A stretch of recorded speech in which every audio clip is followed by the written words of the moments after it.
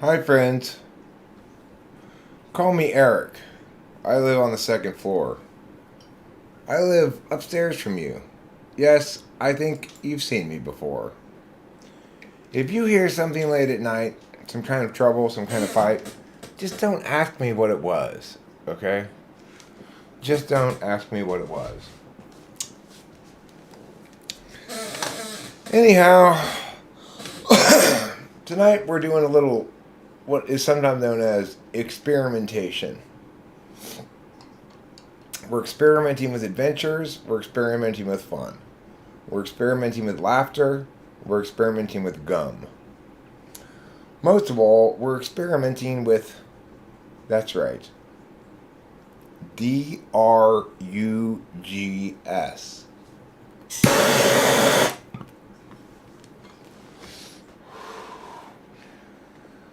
Or in other words, Keter, Keter, cactus eater, eating cactus all the day. Keter, Keter, cactus eater, will you mescal in your hay? We'll find out. Hi, Moon Faye. I should have just said, say hello, because here's Moon Faye. Would have been better, you know. So, some people may know. Some people may not know. Some people may have an indeterminate amount of knowing. But there's a very common cactus that grows around Los Angeles all over the place. That people have in their yards all the time. We had an enormous one of these fucking things when I lived in Laverne in our driveway.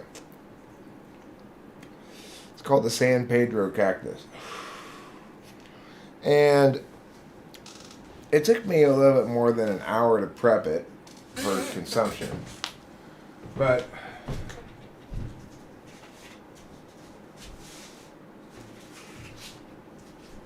when you're done, your original piece of cactus, which was these two things together. Well, you can't really see it very well because of the color filter at the moment, which filters on green. But let me turn this filter off for a second.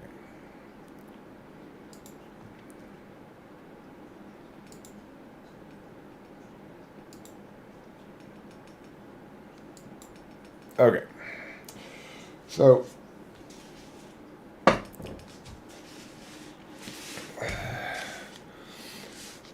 these are really big hibophyte. These are really big cactuses.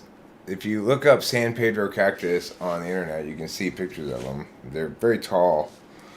This was one piece that I chopped in half. And then it's got this waxy kind of skin like this. You have to peel off first. It's like wax paper, basically. And it peels right off. So it's like, you have to get it started right, and then you try to peel as big a piece off as you can, but then, it'll get stuck. So it's kind of a pain in the ass to prep this shit, right? You have to take off all of that. You have to take out all of that plasticky stuff off of it, right? It's not really plastic, but, it feels like plastic, kind of a wax paper. And then all the white part of this, all this whitish kind of meat isn't good to eat. That's what makes you puke. But you're supposed to eat just this dark green part, right? So anyway, I had at least twice this much of these green things. I ate half of them. No, it's called San Pedro cactus.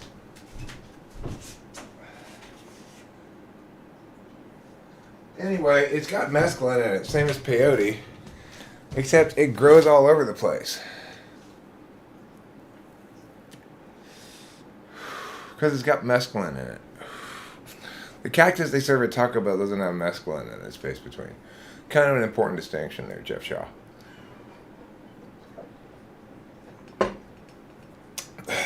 I mean, space between.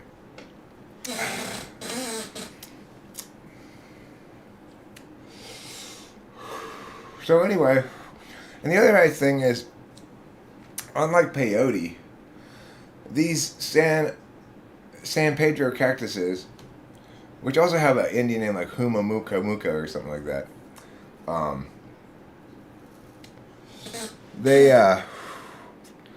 they're all over the place. They're very common, and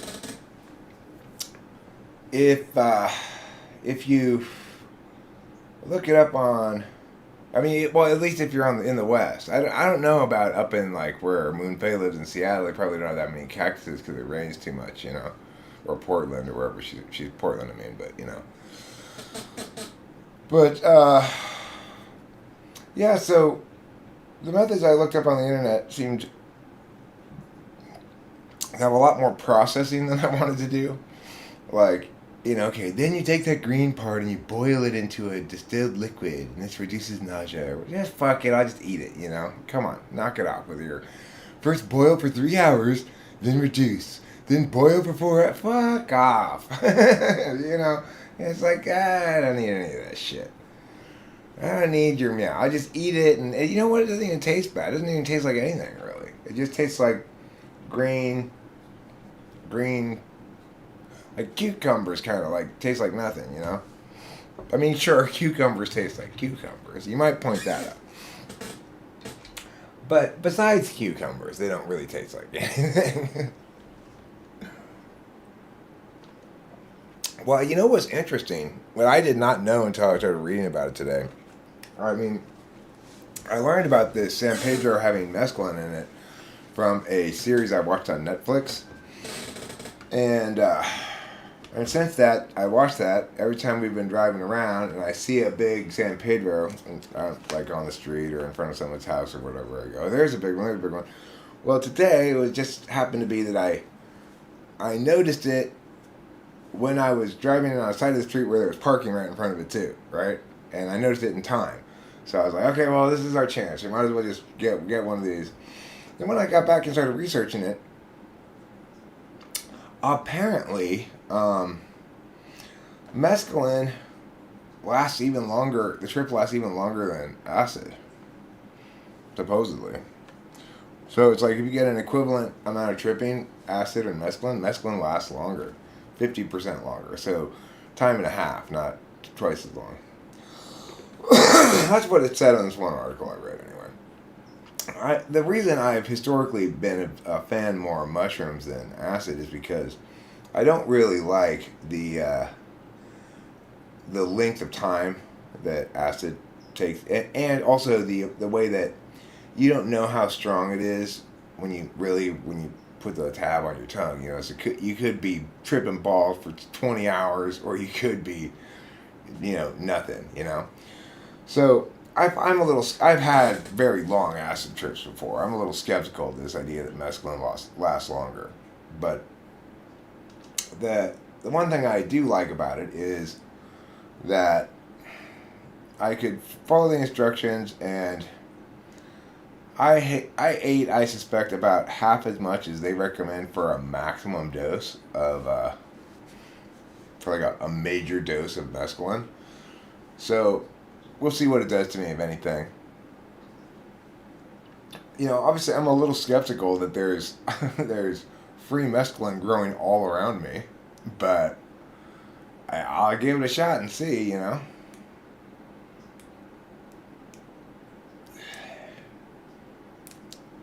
Oh, I love mushrooms. I could eat mushrooms all day long. Mushrooms just make me laugh. They make me laugh, make me talk to objects and explain things to them. So I've never taken or tried to take mescaline before. I think I was told something I had one time was mescaline, but it was just acid, I think. Because it wasn't even like in any form that mescaline comes in, so I think it was just some hippie who was full of shit who told me that this acid had mescaline in it this one time. So I did try one time, in theory, I guess, to correct myself, to be exactly precise. I sort of tried one time to take mescaline, but I've never taken it before. So we'll see what happens. You know, this is experiment.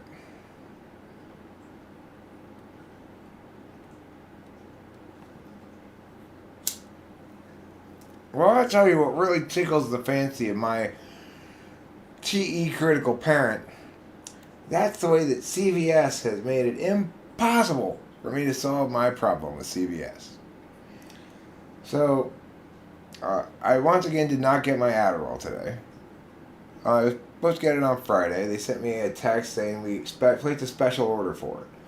So I go in on the earlier side today because I know how this works. Before they text me again saying we placed another special order, I go in to find out if it came in with their first order, right? Of course it did. Well, when is it going to come in? Well, we don't know. It's on back order. Okay, well, listen, you fucking fucks. The thing is, you would think they could just tell me, well, why don't you call it in earlier, and then we'll be sure to have it by the time it is ready for you to comes time for you to pick it up. But no. I can't do that. If I call it in early, they send me a text saying it's too early for you to get this again. But what they don't do is order it. So then, when it does come time, in a couple of days or 3 days after I called it in early, then I get a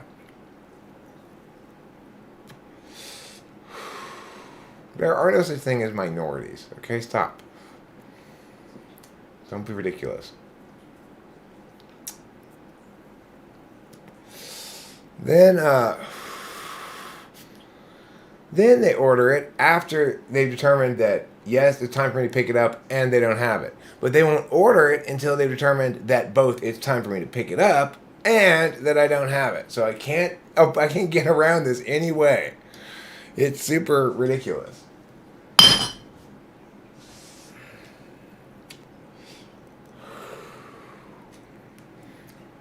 But anyway, we'll see if in fact this works as promised. I went to what you would call an old growth San Pedro.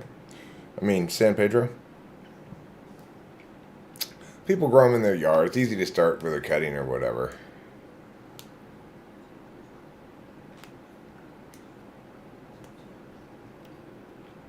Oh, you have a Latina girlfriend? Oh, you must have loved the tortillas.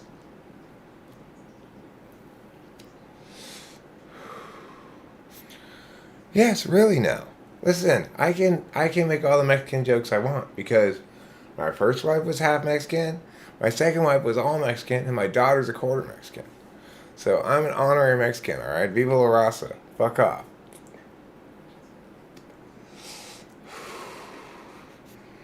Viva la raza and fuck off.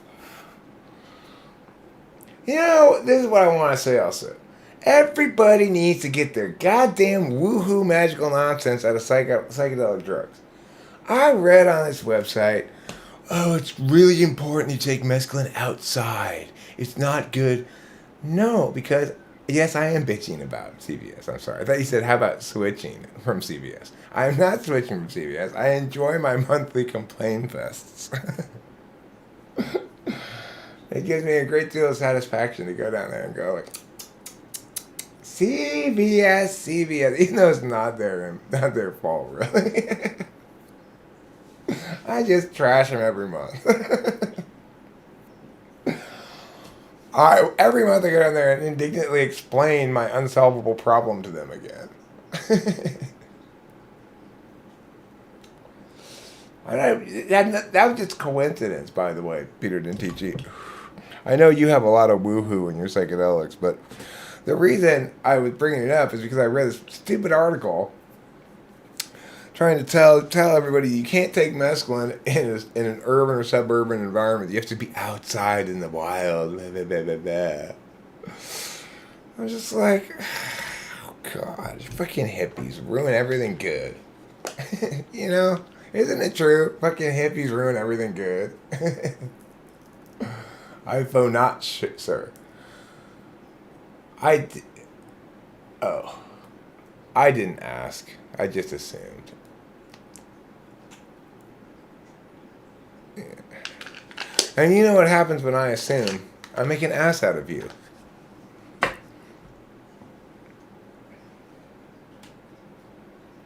No, not and me.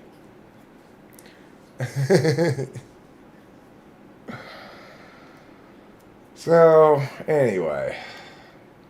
If you were thinking it all, what you'd say is, don't be outside when you take mescaline. It's dirty out there. You might get dirt on you. It might not be. It might not. Well, I mean, why are you deciding whether you take psychedelics based on what stupid hippies do? That then you're just the slaves to the stupid hippies.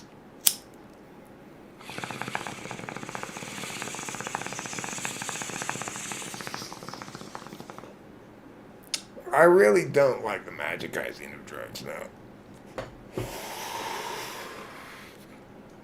It's like it should be really obvious to everybody what drugs are for. They're for partying. Doy. You know? The reason you do drugs is to party. But that doesn't happen, space between. The reason they're stupid hippies isn't because they do drugs. They're just stupid hippies who do drugs, right? I do drugs and I'm not a stupid hippie. I've been doing drugs forever. I haven't lost my ability to reason. I out-reason you every second of every day. By parsecs. That's how vastly I out-reason you.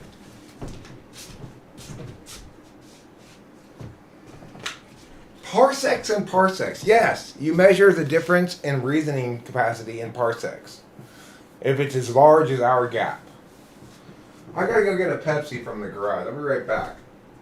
Don't go away, okay? You guys stay here. I'll be right back.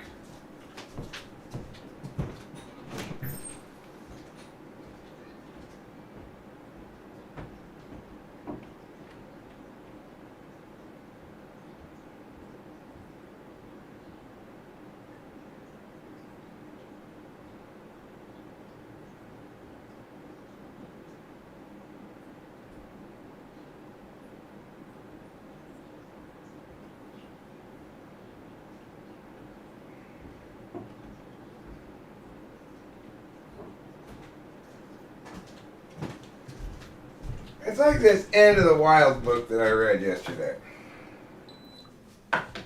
So, you may have seen the movie or heard of it or something, Into the Wild.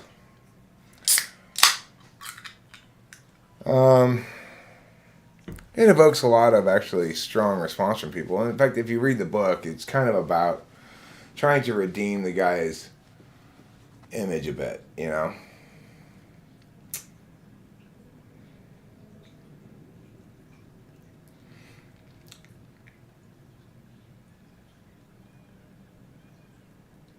I mean, I don't think that's true of anybody, space between. You're just saying random nonsense to be provocative. Which, you know, I get that. Sometimes people do that. Chances are the people who seem super drug-addled and can't think well, couldn't think well to begin with, and kind of seemed that way all the whole time. Occasionally you'll meet somebody, like Boba Fett talks about having done way too much acid one time and it kind of fucked him up for a while, you know.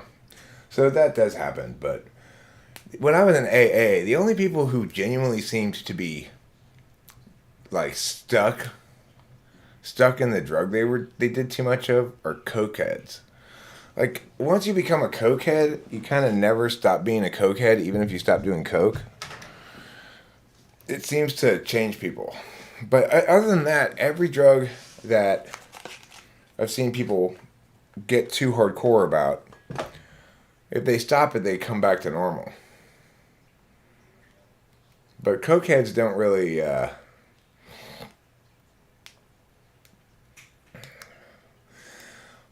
don't know any INFPs stuck in a drug hole. I mean, I know an INFP drunk but her problems, they stem from childhood abuse, really. Not so much from her being a drunk.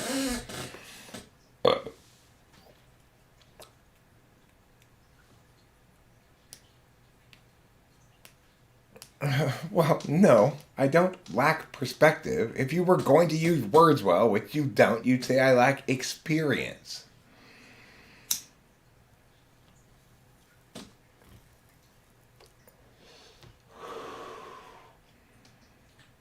The letters are worn out on your keyboard. I'm familiar with that phenomenon. I, for a while, until I got a. No, I never liked Coke. It's. It was like it doesn't last long enough. It's just. It's like it. I hate. I always hated it. I do it, and then I do it for one night, and then I just fucking remember how much I hated it. It's such a horrible drug. Like everybody talking at the same time, and fuck that drug. And then going back in the bathroom in 15 minutes to get more Coke. It's like ridiculous.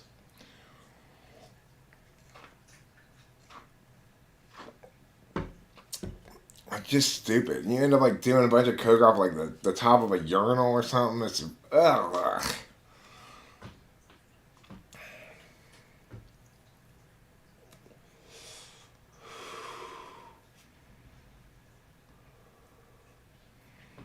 Well, you can't get a prescription for Coke. I mean, it is actually possible, but it's only if, interestingly, the medical usage for cocaine is for stopping bleeding on mucous membranes. So basically, if you got an unstoppable nosebleed, they'll put a bunch of Coke up your nose. Isn't that funny? I know. Well, that's how awful Coke is, right? It makes you toss your SI considerations out the window. Yeah, I'll do the Coke off of whatever that thing is. That stripper or that whatever, you know. Even though, what's dirtier than a stripper? I'd rather do Coke off the top of a urinal.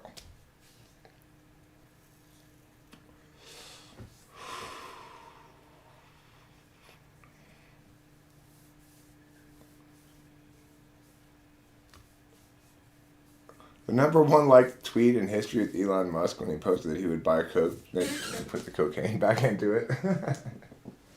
That's funny.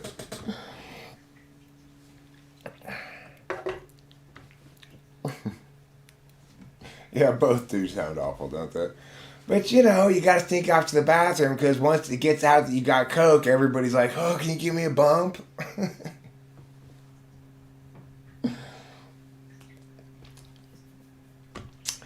That was just the cold water, Space Between. It was because you were standing in ice cold water. Yeah, I've been in the K hole. Yeah. Both things probably have piss and dude pubes all over them.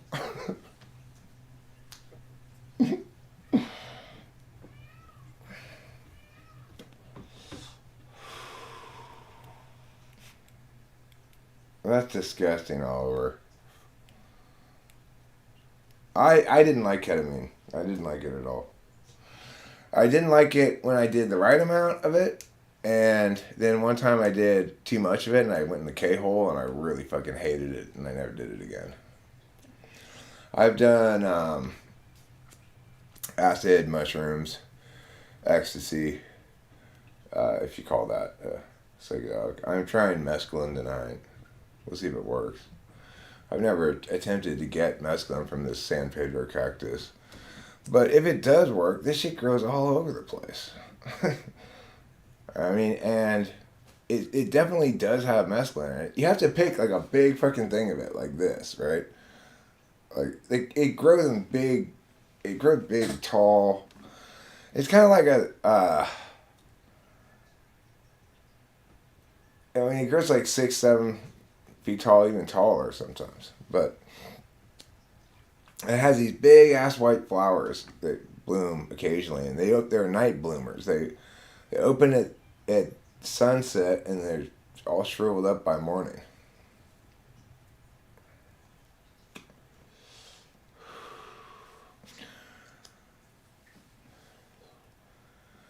I mean, my experience with the K-hole was I couldn't find myself. Like, where's Eric? Um, it's not like you can barely like move around or anything. You just feel like I just felt like was continually grasping for an identity that I remembered existed before, but it didn't exist anymore. And it's dissociative. The ketamine shouldn't be called a psychedelic at all. It's a dissociative drug like PCP.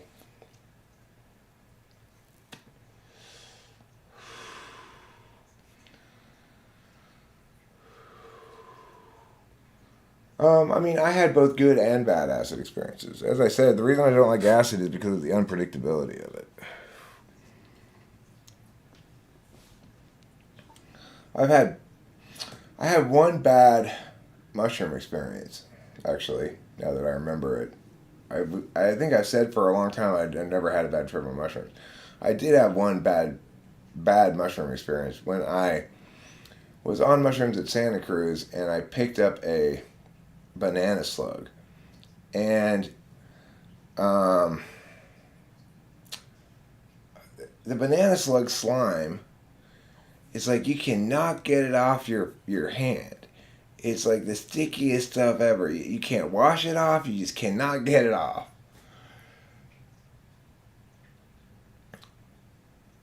I mean, those things, that's silly to say that. Acid is a head high, mushrooms is a body get high. It's not true.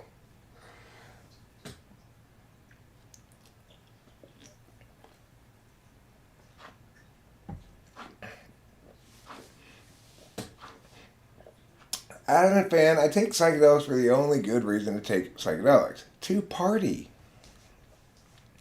It's a party now. Earlier, before I ate that cactus, it was like, well, no Adderall today. Man, might as well just go to bed. I ate some dinner. I watched the baseball game. And I was just like, what am I gonna do now? No, I ate San Pedro cactus. Yeah, you've made that point multiple times, space between. You may think that, but that wasn't really my experience with it. I mean, I've tripped harder on acid than I ever have on mushrooms. I've had my hardest drug trips on acid, and I don't think that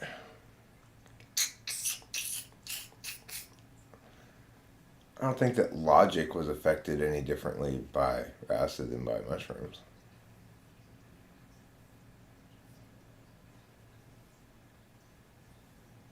No, I never met God. He's got a really busy schedule, you know. It's hard to get a meeting with God. His secretary is a complete country without a re. Well, that one time when I had that slime on my hand and I couldn't get it off, it was awful. It was like, in that time, it was, we were outside too. We were walking around the woods in Santa Cruz.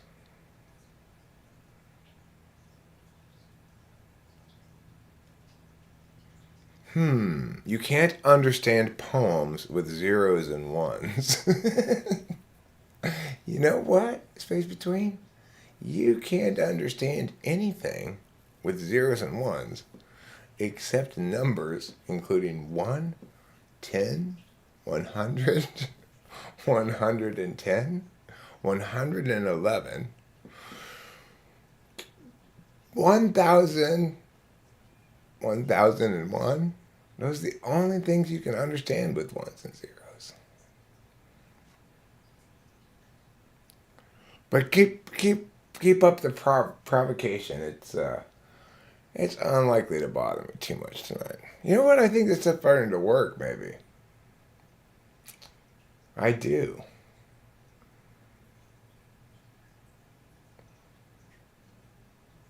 Now, it's like I ate what I would consider to be half the amount that they said to eat on this website I looked at. But I'm surprised to discover me feeling it kicking in. Well, they did say 30 to 90 minutes to kick in. It's been about 30 minutes, maybe a little bit more. Um,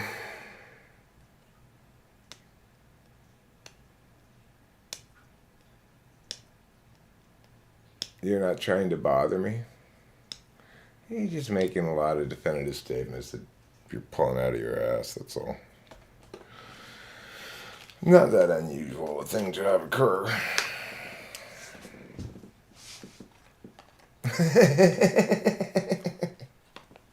Burn! Burn!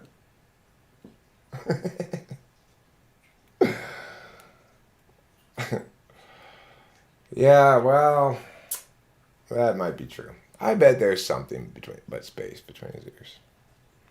I bet there's matter. There's matter between here and here. Most people have matter inside their skull. It's actually, I believe, the name of a Dave Matthews Band song.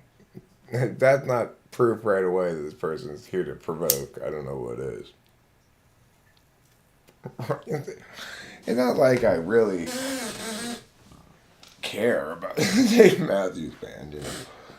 They're just an example of aesthetic failure that I like to stomp and meow about. Eric, if it kicks in good and the mood strikes you, go get a second banana slug. No, we're not going to do that. Fortunately, we don't even have banana slugs around here, so I don't have to worry about accidentally encountering and picking one up. I'm not sure how that would happen. Do I find having long hair bothersome? Yeah, but not right now because it's long enough that it pushes down this way. You know, if it's a little bit shorter than this and it doesn't push down this way, then I really don't like it. But Ruben R, I do want to talk a little bit of shit about ENFJs tonight. Okay, so and Mac Daddy is also includes ESTPs. Okay, so I don't mean any offense to either of you guys, but SE absolute value is just dumb. I just read that book, Into the Wild. That guy was a total ENFJ. He's out, fucking, he called him, changed his name to Alex Supertramp. He's fucking, you know, like, crosses the Mexican border in the middle of the wilderness in this, like, aluminum boat. And goes down there and is trying to find his way across Baja. He's trying to find like the Southwest Passage from basically the bottom of Arizona through Baja California to the ocean. He said there is no thing that goes that way. So he gets stuck in all these places. He's carrying his boat over land. It's ridiculous. And you know, it's like all romanticized in these books and shit as this noble adventure where you find the connection with your soul. And it's like, to me, I just think, can't you think of anything better to do than that? Sounds fucking miserable, super uncomfortable, and totally, it only has one meaning, and that meaning never really changes.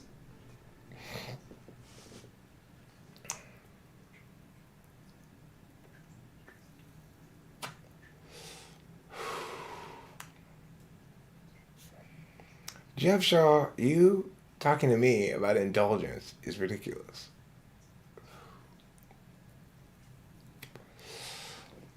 The writer of that book, which is an excellent book. He's an excellent writer. All praises due, okay? But he tells a story when he was a kid, when he was like 20, whatever, early 20s. It's also kind of a condemnation of youth, I guess, in general, being in your early 20s.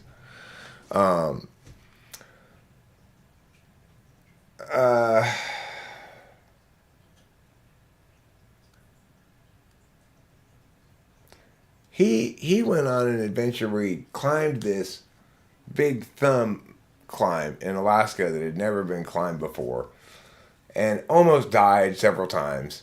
And it was just like determined to see it through to the end, even though it was like he almost got hypothermia. He almost got fucking frostbite. He like almost got everything and got just sort of squeaked past and got out of there by okay and didn't give up and fucking ended up going a different route up to the top of it and all that shit.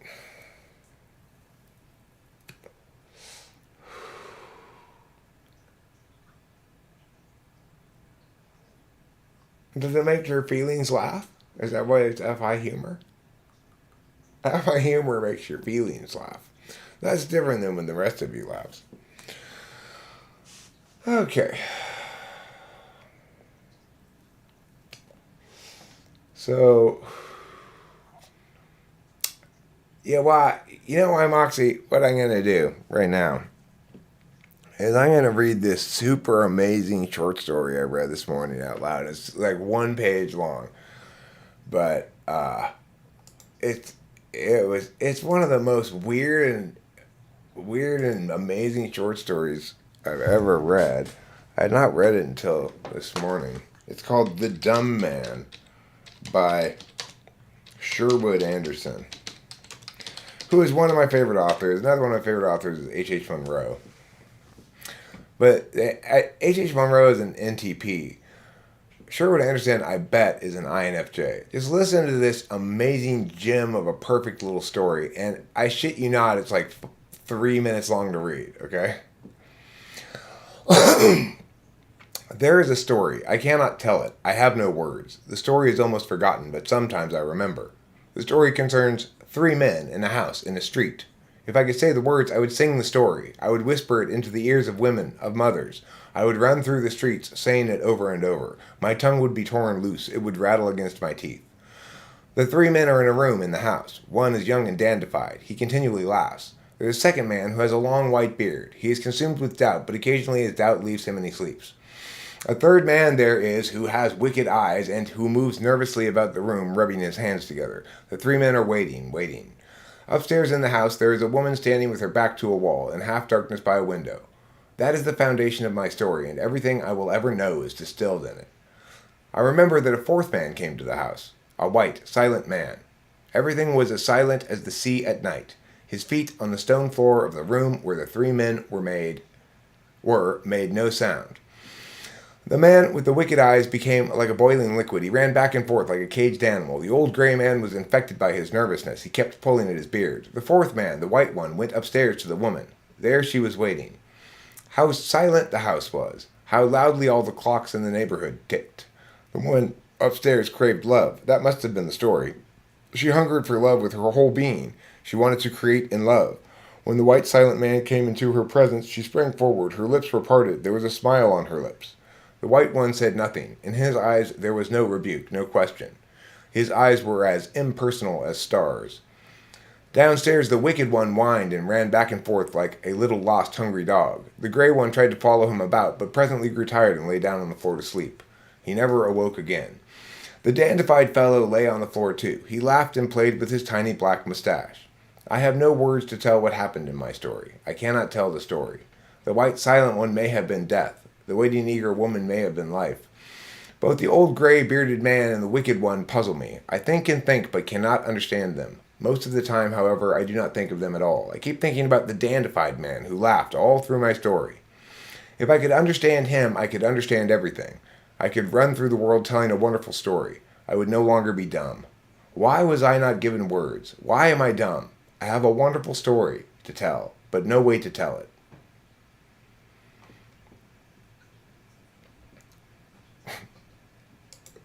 Wow. Isn't that a great story? Hey, Flow State.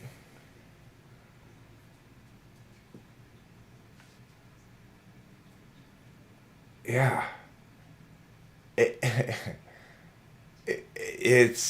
it sounds like it, right? But see, this is what the best authors can do. The very best authors can write fiction with almost no dialogue. That story had none, and it'd still be really good. Most authors, to be good, have to use dialogue because dialogue makes it a lot more lively and moves along faster and stuff like that. I'm going to change my shirt because I'm sweating. I'm sweating like Captain Sweaty Pants on the Sweating Time train on his way to Sweatenville in the state of Sweatington, which is in northern England. Ironically.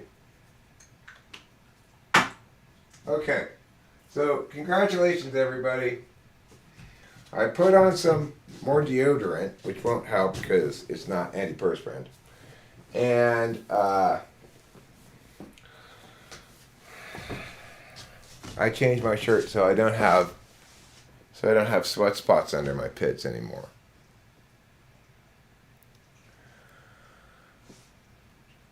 Anywho,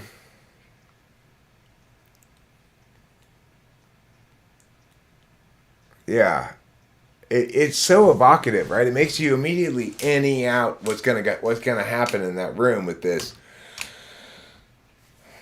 apparently heartless / soulless guy and this eager woman, right? Hi, darling. It's my beloved spectacularness, Rachel Apollosa. So,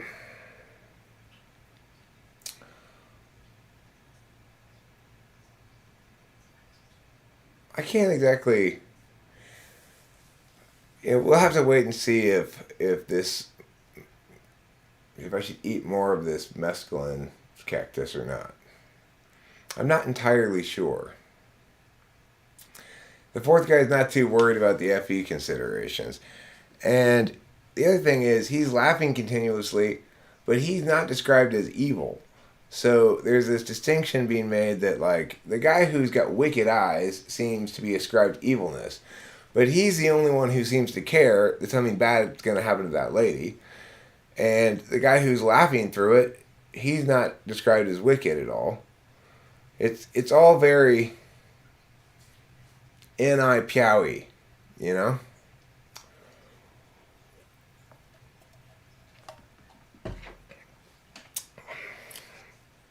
Eat way more. This is a test run. I've not tried this before, so I don't want to go overboard with it. But I also, yeah, it's called The Dumb Man by Sherwood Anderson. Okay? No, I don't do dumbass shit like that. I'm not here to play, like, YouTuber soliciting, okay? I'm here to play. That's all. Just end the sentence right after play.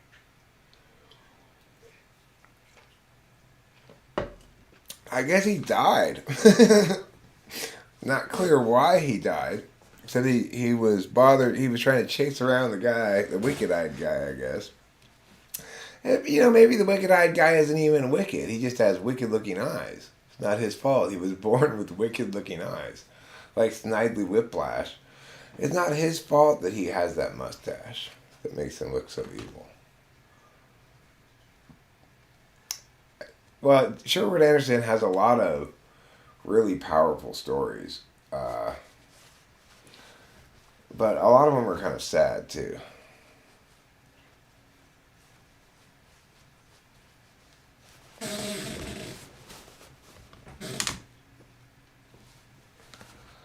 Well, yeah, I mean, obviously I am scared of too much with psychedelics. Too much is not good for anything, definitionally. Otherwise, it wouldn't be too much. It would be the right amount. You know? Too much is bad. They have a word for it in Spanish. It's demasiado. You don't want demasiado anything, okay? Wow. I mean, you guys just be thankful. You guys just need to be thankful. If you think you're getting too much Eric, think how much Eric Rachel has to put up with. She had to have sexual intercourse with me earlier today.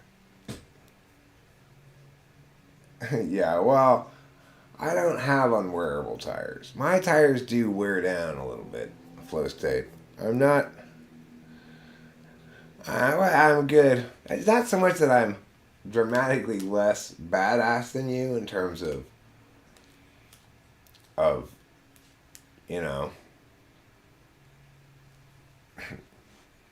I guess you might say, pursuit of of our shared connoisseurhood area.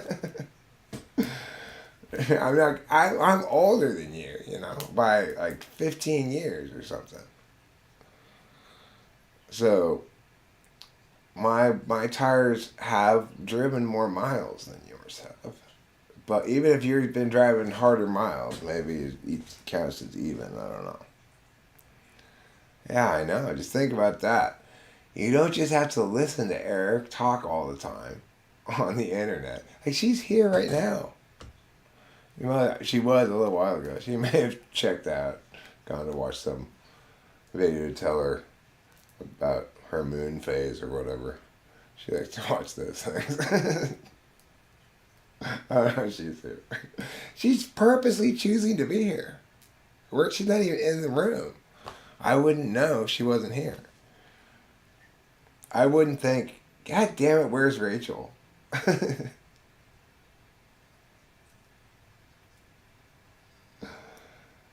We didn't have sex, Flow State. You and I have never had any sex. That wouldn't make sense. You and I are both boys.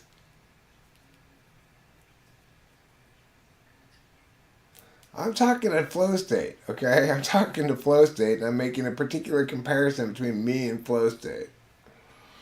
It has nothing to do with ENTPs or me talking myself into anything. Okay? I'm a IRL friends with Flow State. I've hung out with him, and we've partied, alright? So just back the fuck up.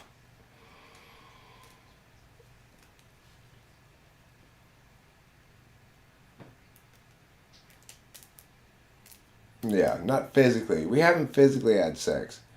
But I did shoot off Taylor's gun. I did do that. I made Taylor's gun go off by tugging it with my finger. Taylor and I went and shot some guns together. That was a real American experience, I'll tell you.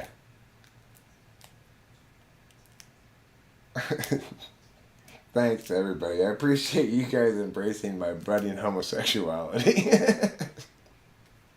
It's never too late to become a homosexual, Eric. Just go for it. No, thank you. No, thank you. I don't say anything wrong, but just no, thank you.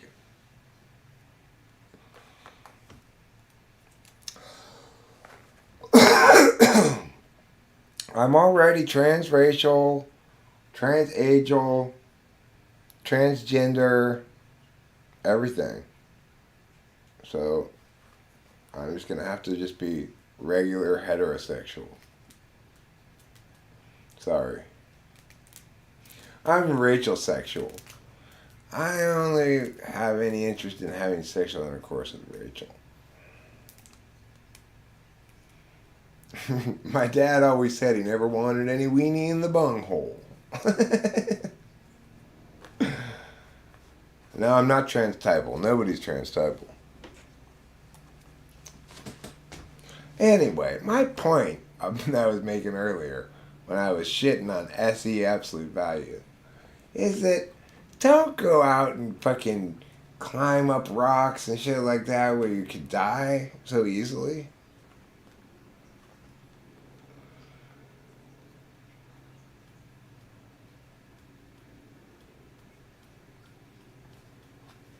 Eric, how disabled are NTPs? As disabled as they want to be. Talk to the hand, girl.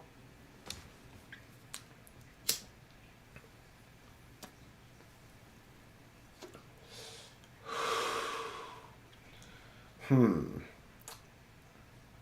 I don't know enough about mescaline to know if I should eat more of this cactus now or what. I guess I'll just eat more of it.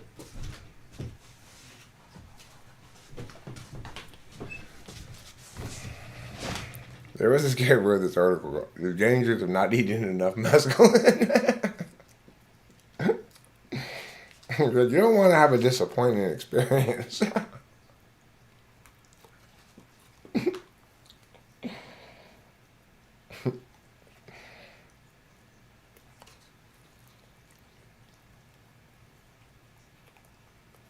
Well, for ESJs, they got two different kinds of absolute values there: the S's and the S.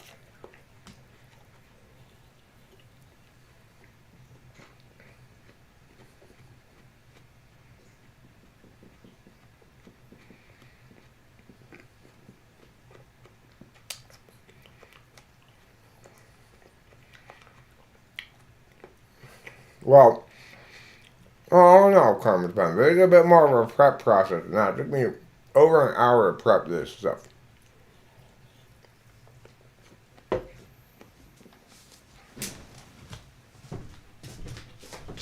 So,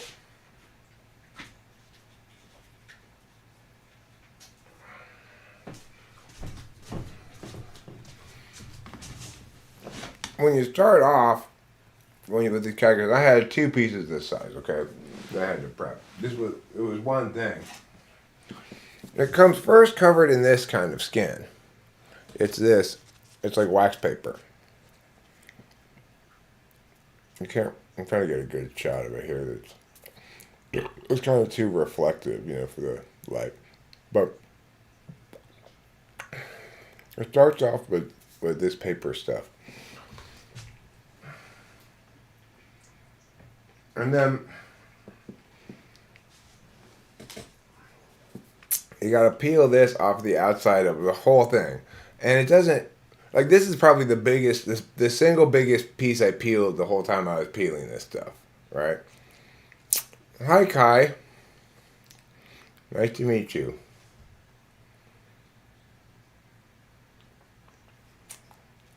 So you gotta peel this stuff off first, okay? And then you want to just get the dark green part. Like, I didn't get all the dark green part off of it, but you don't want to eat the white part. That's what it says on the internet anyway.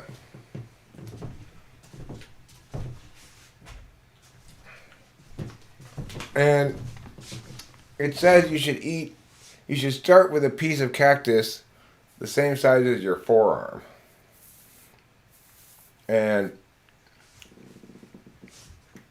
about the same girth or bigger.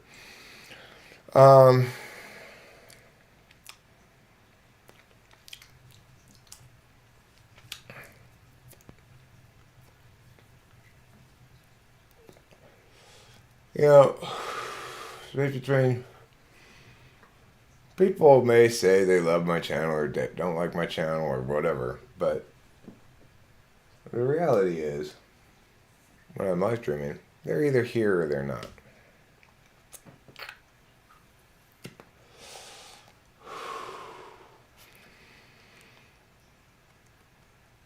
Aren't SE Doms the stereotypical gym junkies?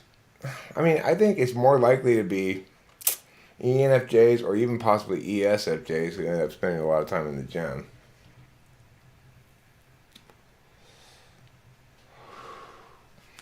Good for you. You are a winner in the game of life. They're welcome to freeload. I do not care. I'm appreciative to everybody who chooses to be a member, and I'm appreciative of everybody who doesn't, who's here anyway. It's fine too.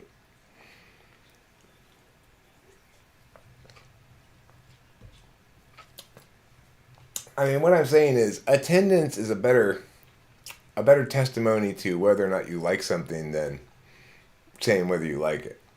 People who are here a lot obviously like it a lot, or they wouldn't be here a lot. Or at least they're habituated to it, I guess. You could argue that.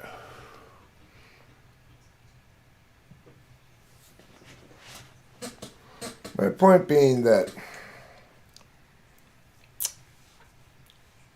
when it comes to media consumption, what people do speaks louder than what they say.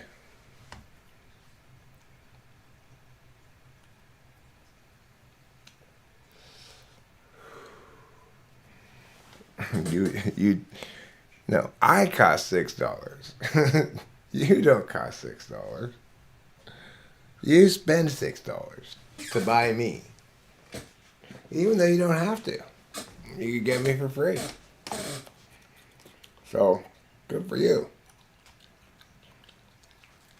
You're a good person.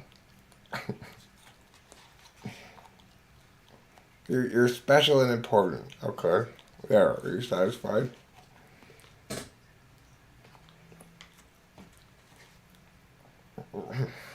Oh, so this is why you gotta take this stuff off. You cannot eat this part. Let me tell you, that waxy part doesn't eat at all.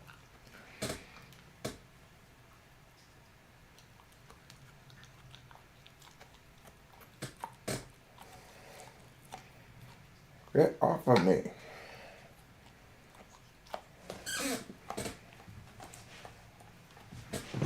Get off.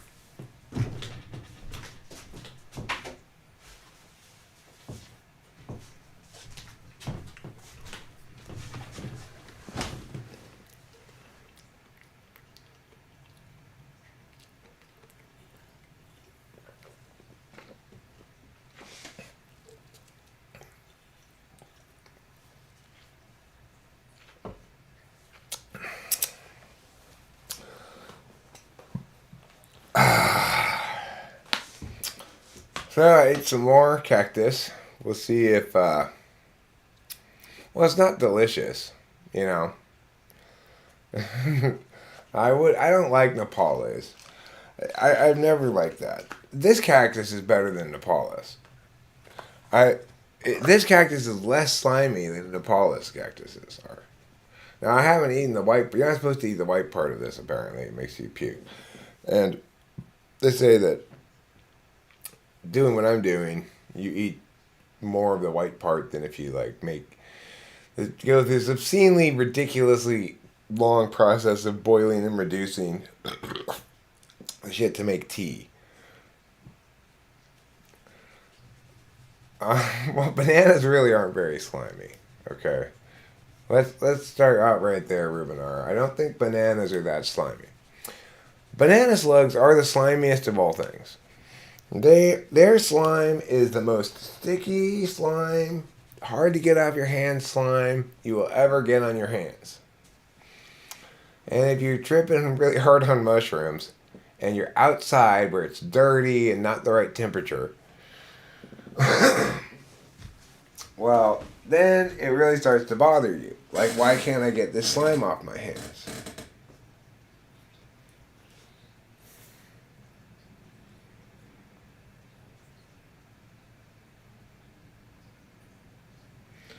I don't like forcing myself, but if I don't force myself to do anything useful or intentional, I'll stay impulsive and always do what I want, which isn't always good.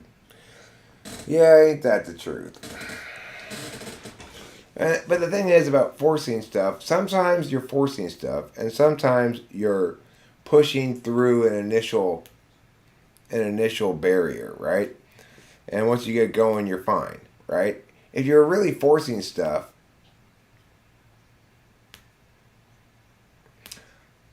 if you're really forcing stuff, then it won't come out well, you know?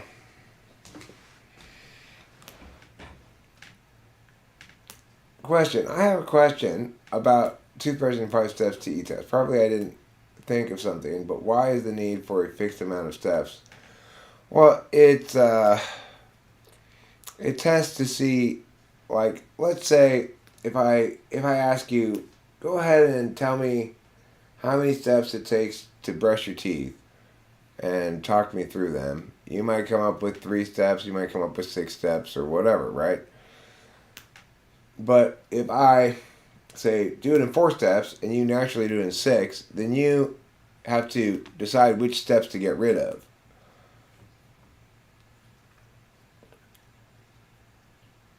Um, well, just recently, like a couple days ago, I kind of forced myself to make some Mendy's Club shorts that I wasn't really feeling like making.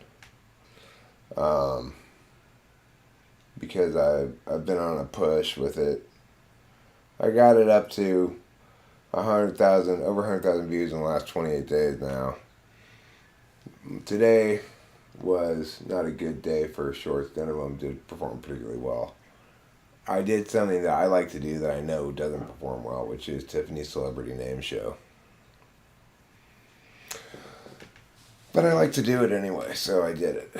I think it's good whether it performs well or not. Because Rachel likes it, Rachel has good taste.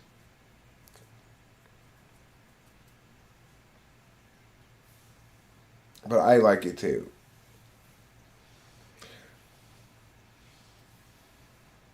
I don't think about it. I mean, if one forces themselves to do something, even if they have to keep forcing themselves to do said thing, if they eventually see the value or impact in the thing, then the continuation of it will be less of a forceful thing. Well, I mean, the thing is, there is a certain amount of genuine inspiration required to do art that is you can't excise entirely from the experience. But that doesn't mean you should only start working on art stuff when you're feeling especially inspired. So it's a tough line to walk when you're talking about doing creative stuff. And that's usually what I'm talking about. Is like when I feel like I should be doing something. Well, I mean, it's either like I have to do it because I put myself in a position where, like, I took the money, so now I have to do the work, that kind of thing. And in that case, it's easy. It's not really forcing myself. It just I do it because I have to.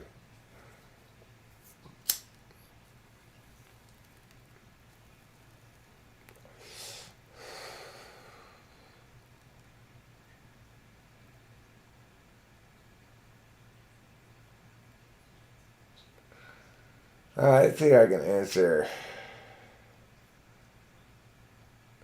a couple of questions here.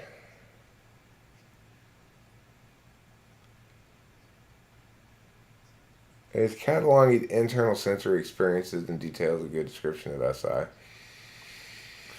Well, I mean, it's not a bad description of SI, except it, if you really want to describe it accurately, you've got to factor in slot location as well. Because how an action type like me manifests SI in the world versus how I manifest it privately are different expressions of it, and also how an SI DOM manifests SI is somewhat different than how an NE DOM manifests SI. Will you shut up already? Space between.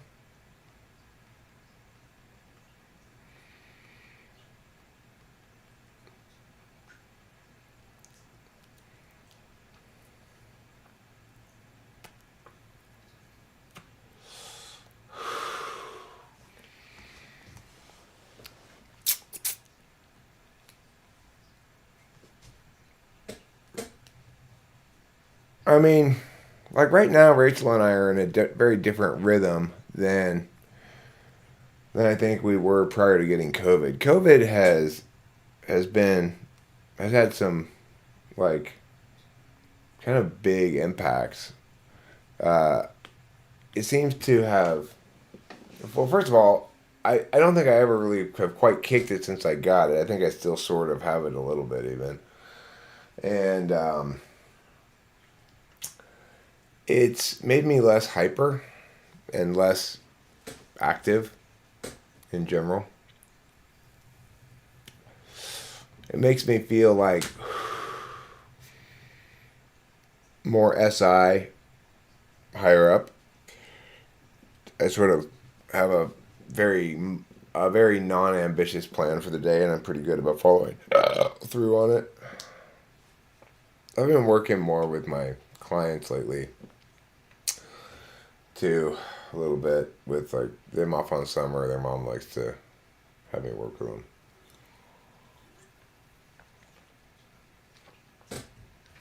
So, I've had to read stuff for work and so forth. Which, it's nice to have a couple things to have to do occasionally. I think Rachel gets some satisfaction from having to do the laundry. Like she's doing the laundry today, and she sets these timers and goes and collects in his stuff, and it's good. It's nice to get some basic SISE shit done.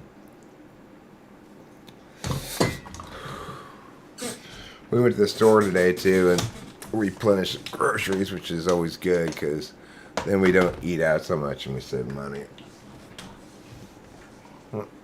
Open this window. Open this window. There.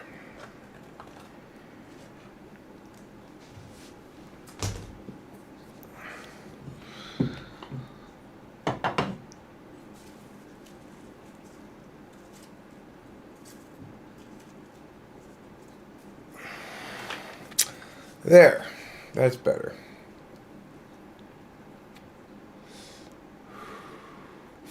Eric, you said when you first discovered typology, you finally accepted that you can't change being Eric. What does that imply about you before typology? I mean, I may have said that to you, but my first response to typology was not that. My first response to typology was when I read a type description of ENTP was, oh, so I'm an example of something. I finally have some clarity that I'm not just this weird person who doesn't fit in with anybody, really. I'm an example of something specific. And that was, it made me cry. It made me feel like I had some kind of grasp of me, of a label for what was wrong with me, basically. And then it wasn't really till I started getting into cognitive functions that I concluded, I started accepting that I can't change being Eric. I still haven't really fully accepted it. I think we all have an amount of adaptability that's implicit to our being an individual human being, and an amount of stuckedness that comes from being our type and having our particularized background. So, for example, people who are BPD, they really can't be fixed. They never really get over it because it was imprinted into them early in their life that they cannot trust people. And it became too deeply embedded as the foundation of their epistemology. They can't ever really change that damage to them. In a similar way, there are typological things we can't change. So, it doesn't matter how well you can fake it, how well you can game tests or anything else. If you are an ESFP, you will never be an ENTP, no matter how hard you try. And there will be fundamental differences between me and you that you'll never be able to surmount or even understand, really. And so it's the only thing that you can do if you're that ESFP is accept who you are and the inherent limitations that come with it and the strengths, and that in this instance at least, the map is determinate. But for people who don't like to have NI be an absolute value, who don't see it as an absolute value but as an instrumental thing, then they don't like being constrained by a map like that. They don't like their identity having that constraint,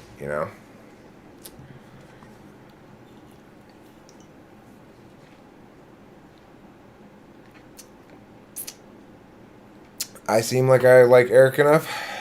I like Eric a lot better than I ever have before. And gradually more than I used to, I spent a lot of years really not liking Eric. And I still hate him plenty. I'll be right back. I gotta get another Coke.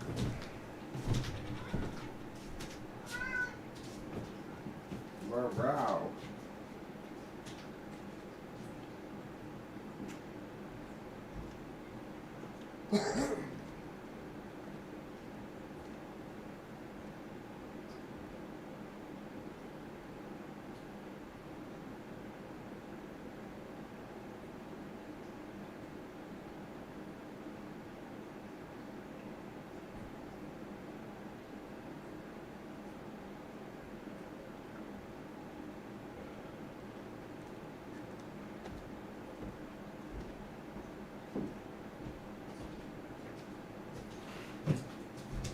Well,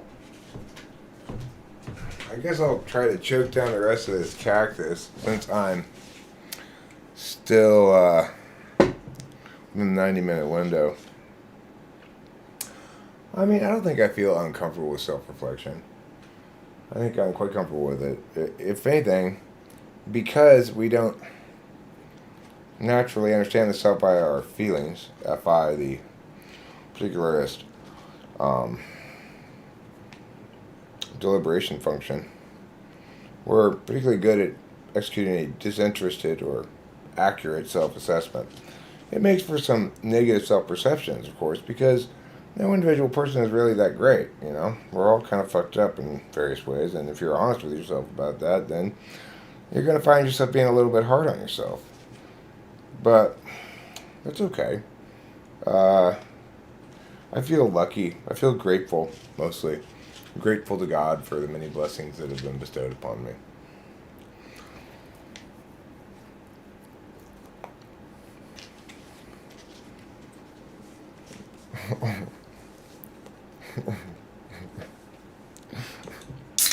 Right, quit this one. Will you shush already?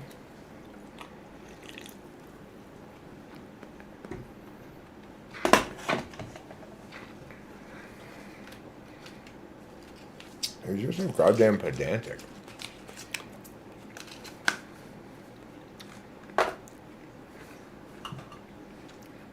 That's me saying that. I should tell you something.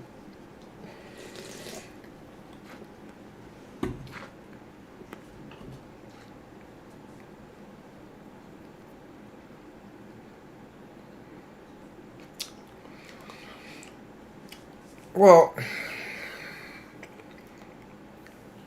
it's accurate about what it is supposed to deliberate, you know? What it's supposed to deliberate is when it's done well, it tells you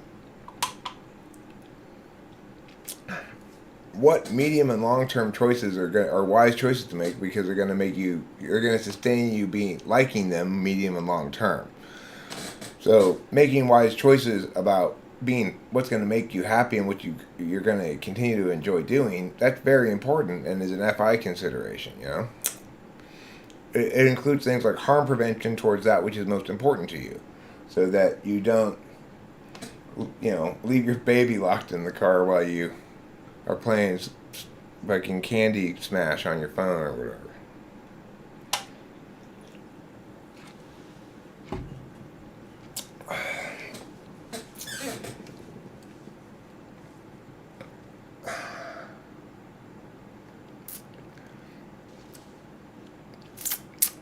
Okay, this is a kind of ridiculously like boneheaded provocation that you do, Space Train. It's if you wanted to actually be engaging in a meaningful way, you wouldn't try to present this. You wouldn't try to pretend as though you're sneaking some pathologization in here when it's obvious to everybody. The implication there clearly is saying that HPs need medicine because there's something broken and wrong with us or whatever. Just fuck off, you know. It's like you quickly slide into spite, you know.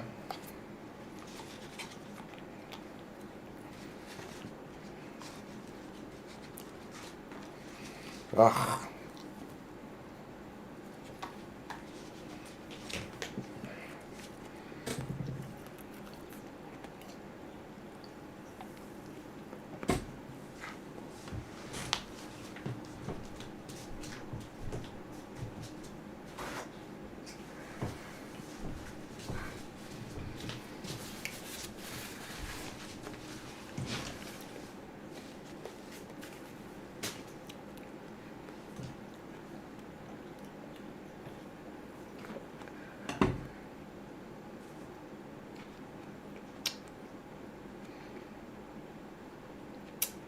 All right.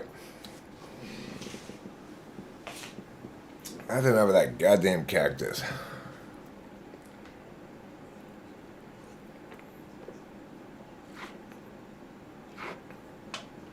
Well, what's interesting about typology is how it, like reading that Into the Wild book, You can see how each of the characters voicing their various perspectives was representative of a cognitive function bias, and each of them is trying to voice their perspectives to varying degrees as universalized. Most of all, Chris McChandless, who's trying to universalize for everybody this notion that living off the land is great and the discomfort's all in your mind and stuff. It's like this is the kind of, and the whole book is about, well, which perspective is right, and it's only when you read it from a cognitive function perspective that you see, well, all of these people are expressing their own perspectives, which are fundamentally attentional matrix biases, right? But depending on where NI is in their stack, they're more or less concerned about whether their story universalizes and or whether it ought to be internalized as true by others,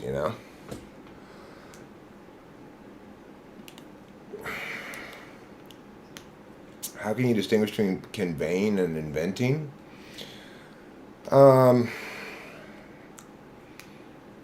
I mean, that's NI is the answer. So, when somebody asks me a question about cognitive functions, I already know what the answer cognitive function-wise is, but the words I express to convey the idea of that change from time to time, right? So, I can convey the same idea in many different ways, and you might say that the ways of conveyance, the means of conveyance, the diction, I guess, the word choice,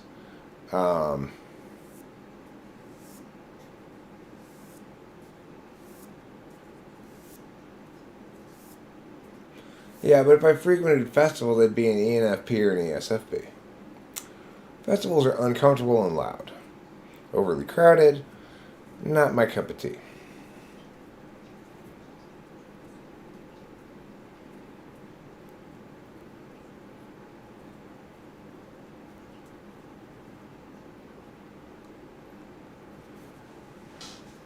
Well, I mean, the thing is that that guy, Chris McChandless, he was really good at surviving outside and shit. He did 116 days in Alaska by himself. Having watched the show alone, which sends them out into Alaska much, much more well equipped than this guy was, for 90 days, I can tell you that's impressive that he survived for 116 days in Alaska by himself. But the point is, why? Like, why? From my perspective, whatever you're going to learn from that is learned immediately. You don't need to do it for a long period of time. Yes, it's uncomfortable. Yes, you're toughing it out. Yes, you can do it. Yes, you could live as our ancestors did or whatever. But that's just like from my perspective, you're getting it backwards, right? And this is me projecting my own attentional bias. Don't get me wrong. I'm not immune to this. Just because I understand what it is doesn't mean I'm immune to it.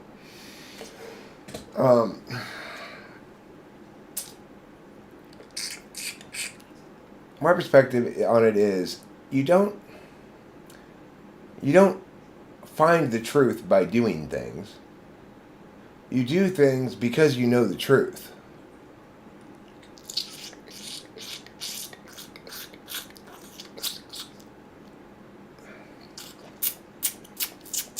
And fundamentally, he was saying, I'm finding the truth by doing things.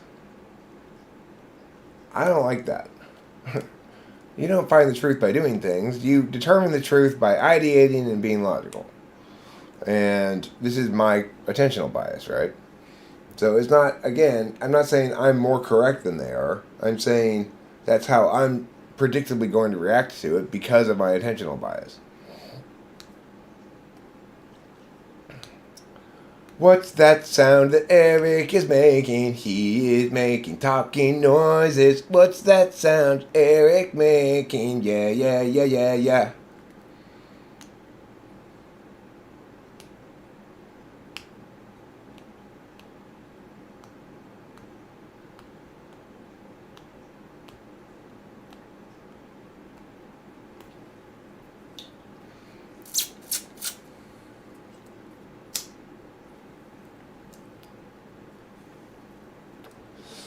Listen, Tiger, I prefer sport if you didn't use the diminutives with me, slugger. Okay?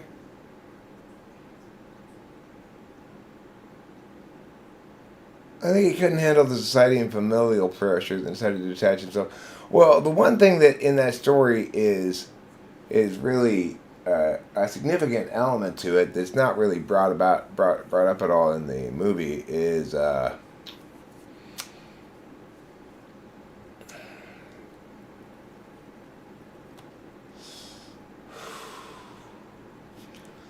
that his dad had been a bigamist. He cheated on his first wife and married this other lady, but then kept sleeping with his first wife, and never really divorced her. And then this was hid from the kids, and he didn't know about it until he went back to his childhood home area and started asking around about it and learned about it, and then that's what caused him to really start to be mad at his dad. But he didn't.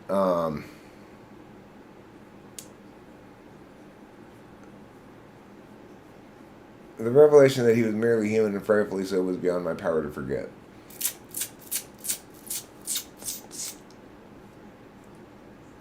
If you're saying that he's learning these things by doing them, this is different to him saying one learns by doing things, etc.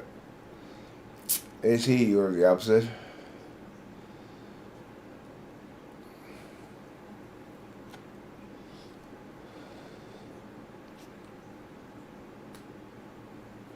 Oh. Thanks, Jeff.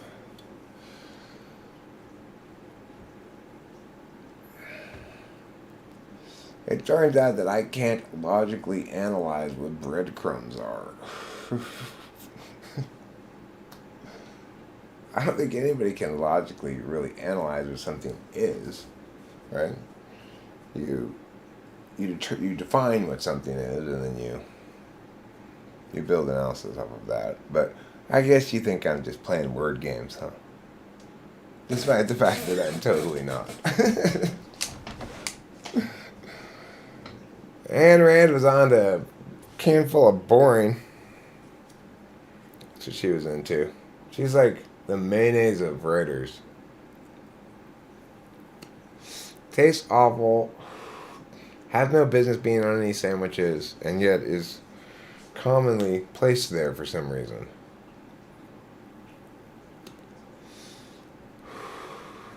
Well, that is my specialty, Space Between. Being correct. So, gotta let everybody have their specialties in life.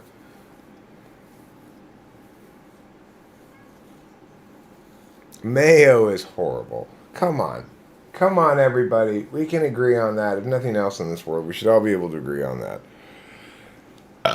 Mayonnaise is horrible.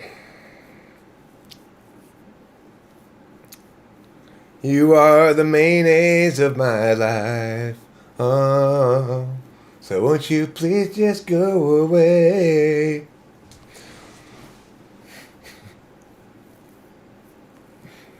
Don't be the mayonnaise of my life. CVS is the mayonnaise of my life right now. Yeah. Well, half of the INFJs have a third nipple. Half of them have either an extra clitoris or an extra penis. Look how big my beard is. It's so wonderfully big. It's so full and majestic. It is all full of figs.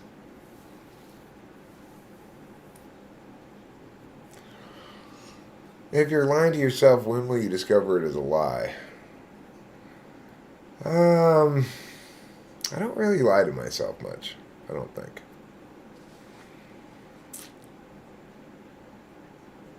I don't think so. I'm pretty honest with myself. I don't know. It's like I'm not prone to clinging long to hopeful falsehoods. I mean, I don't think people exactly lie to themselves. They just cling to hopeful falsehoods.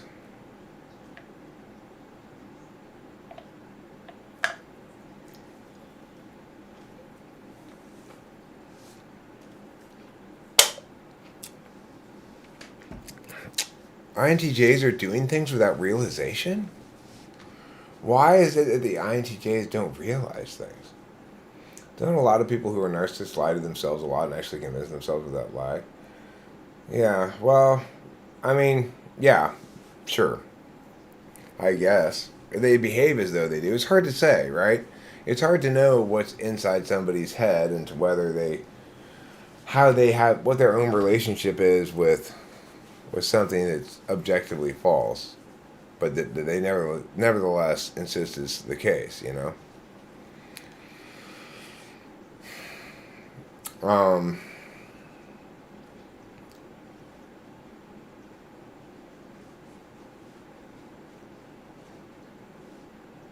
I mean, I care what everybody says, face between.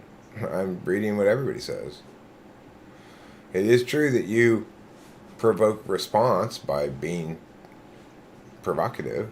I mean, that's not difficult to do or much value, right?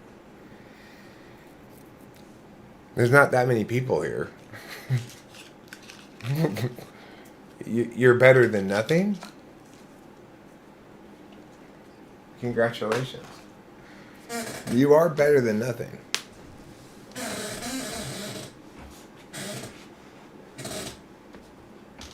Sometimes I wonder, are they just that desperate to control what you think, or do they actually think the delusion themselves? I suspect they sell themselves on it in some way, but I don't know because I've never been dark triad, you know? I've never been accountability avoidant. Accountability avoidance has not been one of my challenges in life.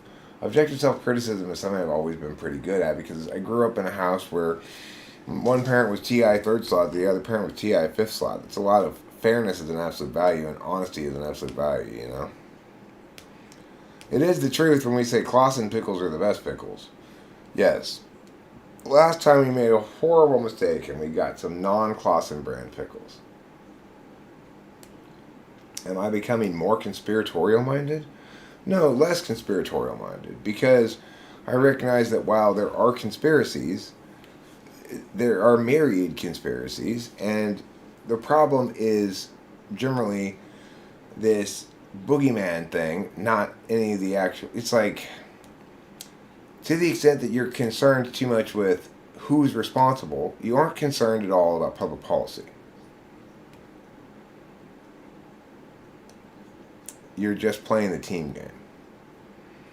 It doesn't mean that there aren't any conspiracies going on, but that's not, you know, that's a good way to spin your wheels in the sand indefinitely.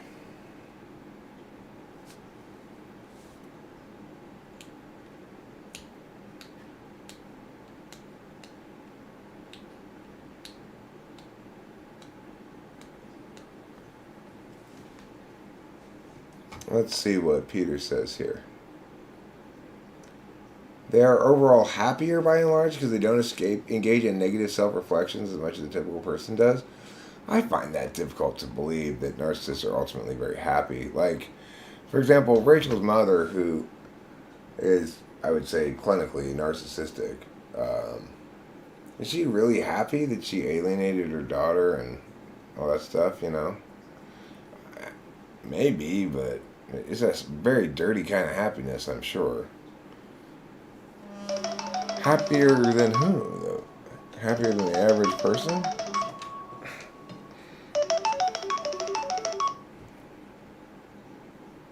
Hello? Hi, Mrs. Strauss. Hi. Hi, can Jeffrey have a debate session with you tomorrow morning? What time? Um, I'm thinking 11. 11, huh? Mhm. Yeah, I could probably do 11. Okay, great. I don't know how late I'm going to be up tonight, but probably not that late. So, okay, Oh, I'll put it down for 11. okay, okay, great. Thank you. All right, bye. Bye-bye. This woman, she works my fingers to the bone. Her voice is enough to just drive nails into my head sometimes. The other day, Rachel and I were here, we were chilling. We just gotten some good weed. It had been a while since we'd had weed, so I was actually high. And she called and she just fucking harangued me. It was awful. Finally, I said, fine. Yes, I'll come up and get the Adderall you're offering me and read the book. Now you put it in my head. There's just no getting out of it.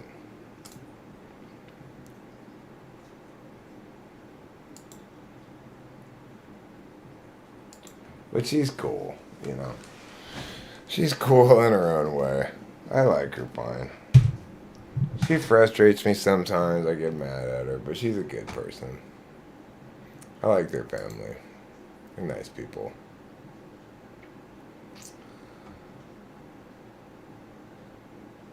Do you experience yourself when time goes on as someone welling up within you or dying out? Oh, getting bigger, for sure.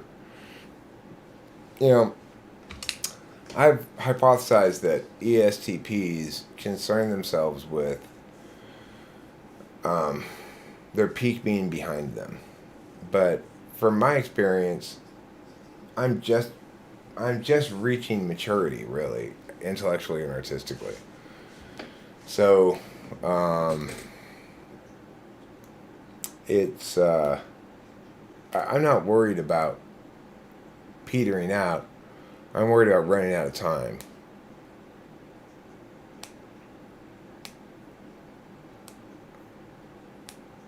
Because COVID wasn't a conspiracy, you know.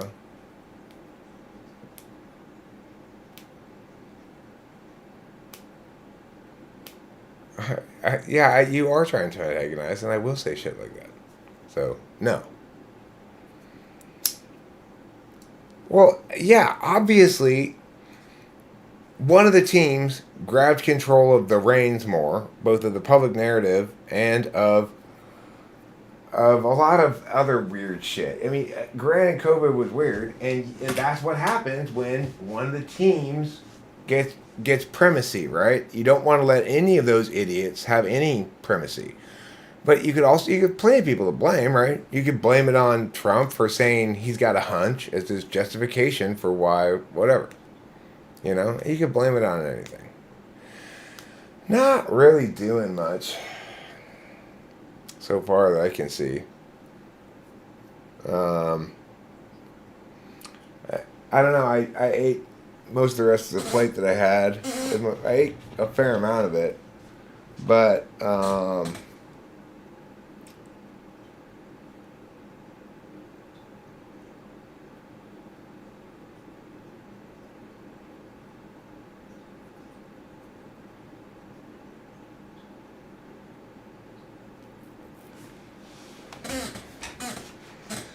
I perfecting myself, or is there no name yet for what you're becoming?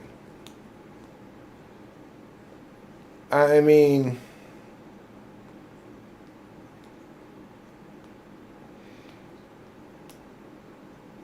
I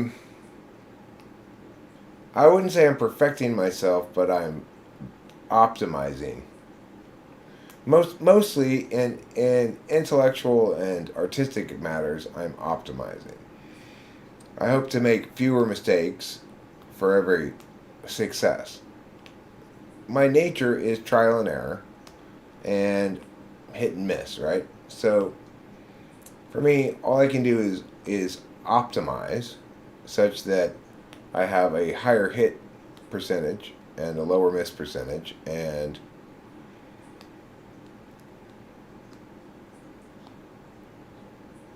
no, Matthew Alistair. Look, everybody in the world had before them, at the time they needed to, all the information and truth that they needed to hear. They just needed to listen to me, right? So,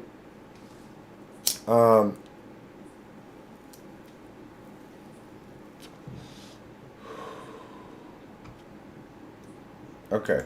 Well, I'm going to prove you right. You predicted I was going to put you on timeout, and I did. What an asswipe.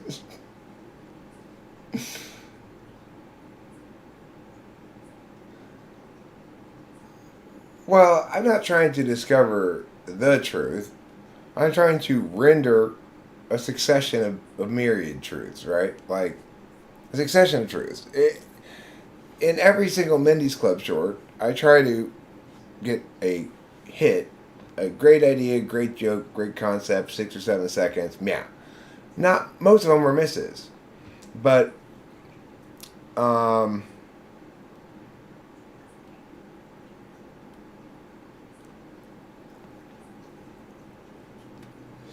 not all of them.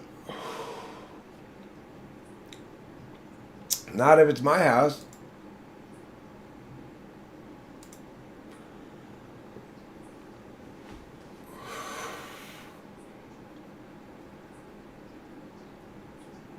That's ridiculous, Matthew Alistair. You're talking to the guy who was. Oh, fucking hell. You're so full of shit. I don't even know what to tell you. I'm explaining to you how to think well. You're rejecting it in favor of your poor approach to thinking. What you don't seem to understand is just because there's broad consensus among various parties in power to push a given narrative doesn't mean there's a conspiracy to do so. Right? The one team thought this is a great opportunity to punish the other team for anti-science stuff, like anti-vaxxers.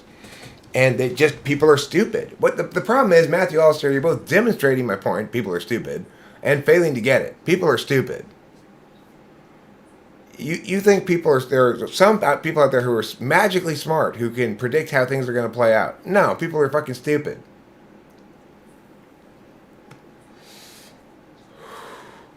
Just a bunch of overconfident people in the world with a lot of hubris, doing a lot of shit that they don't know is what's going to happen.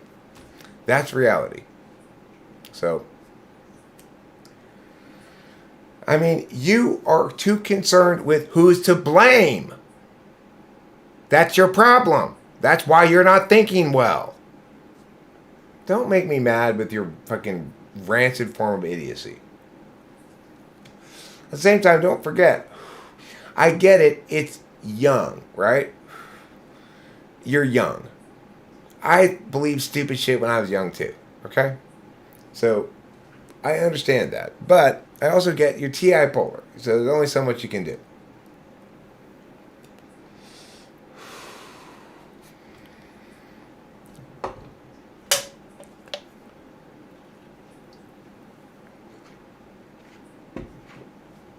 Look, COVID was the weirdest thing that I've ever experienced in my lifetime. The single weirdest thing.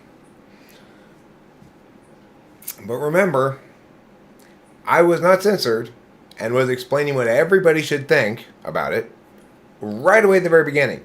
And every single person didn't listen to me. Even the smartest people who should listen to me, the people here paying attention to me, smart enough to watch my channel, right? They didn't listen to me either. All of you people didn't listen to me. So you were all on board too, all right? Don't forget that. I was the only one who was right about the fucking thing.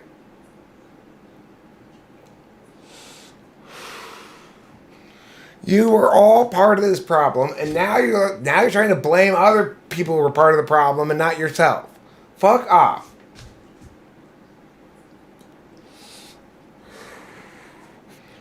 I explained it all perfectly fine at the beginning, and I proved right about everything, time and time again. Proved right about every fucking thing, except for one thing. I predicted early on, there's no way they're gonna fucking lock down the whole world over this shit. I was wrong about just how stupid can be. You know? How stupid can stupid be? It's Dentici. Okay? Mac Daddy.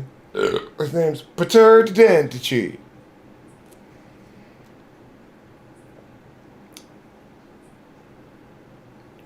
T and FI are linked because to figure out how to get from A to B, you have to know where you want to go from A, right?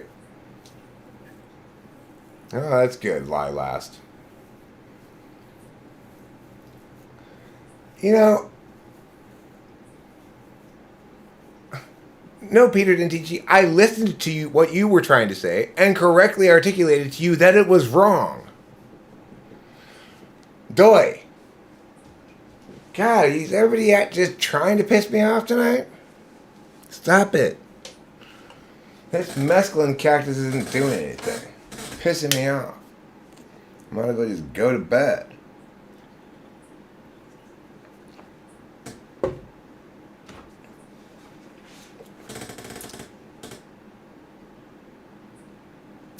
I mean, it's one that everybody was fucking piling on. It wasn't just, it was everybody.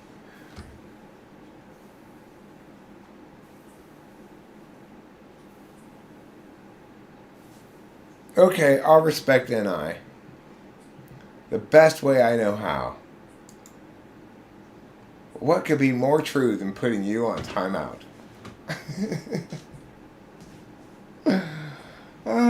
It's funny. It's funny because it's true. Nobody will allow us, Chum. That space whatsoever is getting towed back behind branches. You know what? I have an opinion about Space Between. You know what it is? Yo, Stank!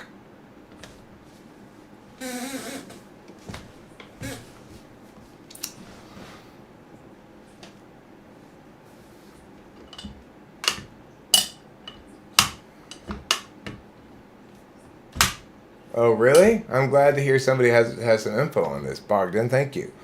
Bogdan says good mescaline comes on slow. The first hour is all waiting. Then about halfway through the second hour, you start cursing the creep who burned you because nothing's happening. And then zang! Okay, well, that's hopeful. I'm hopeful. Well, Matthew Alistair, the problem is that you are, like, in your 20s and an ENFP. That's what the problem is. Alright? I think we can very easily isolate the problem here. Is that you're an ENFP in his 20s, and I'm Eric. That's the problem.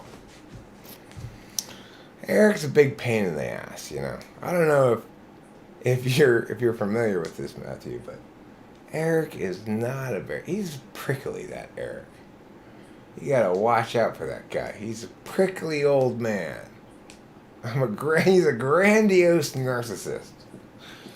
You gotta watch out for that fellow. If you're not careful, before you know it, he's gonna start playing with dolls. I was so not happy to work with Chloe this morning when it was 11 because I was in the middle of playing with my dolls. I know it was a joke, Matthew. I love you. We love each other. We know. You can't love him. He's a boy. No, it's homosexuality is fine these days. Oh, right. Oh, homosexual. Okay, that's fine then.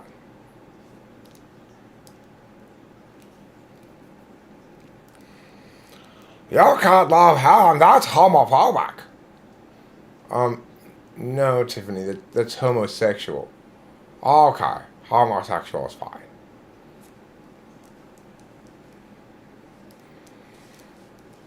You're not deadpan enough. That's what I have to say to you.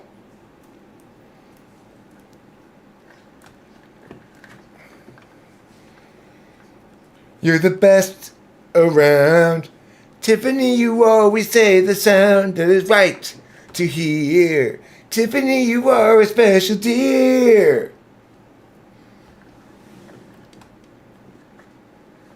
What about me? Mindy, you know you're the best. It's your club after all. Damn right it's my club. Don't you ever forget it, motherfucker. Ooh, saucy. I am an ESTP, you know. Yeah, I know you are. You're a quiet ESTP.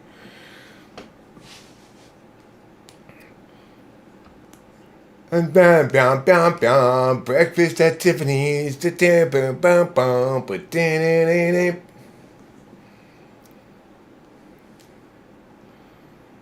And I said, what about breakfast at Tiffany's? And she said, I think I remember the film. Those are the lyrics, huh? I know that song. Yeah, Matthew, have you tried talking to Tiffany about your conspiracy theories?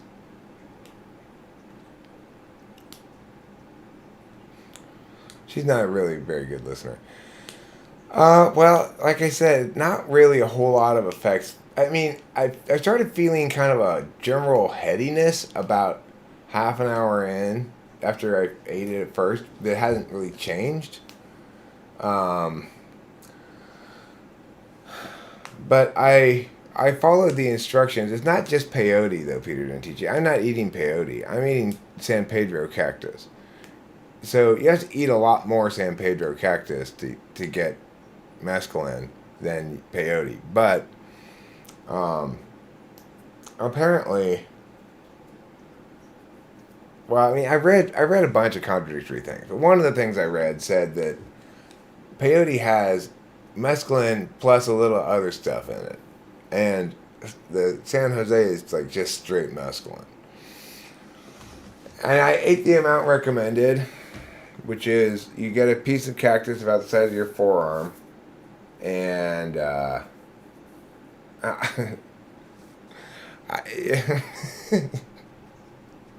space between. Listen, it may be the case that I don't like you, but I want you to know for sure that that is not why. So anyway, yeah, San Pedro cactus. You get a piece about this big, but you don't eat the whole thing. Okay, you just shave off the green flesh part, which is not that. You end up with a bunch of little shavings like this, you know. And I'm hopeful that it works as advertised. Um, the hardest part of Nye is a lack of sunshine. Thanks, Tiffany. You know, nighttime is darker than the daytime.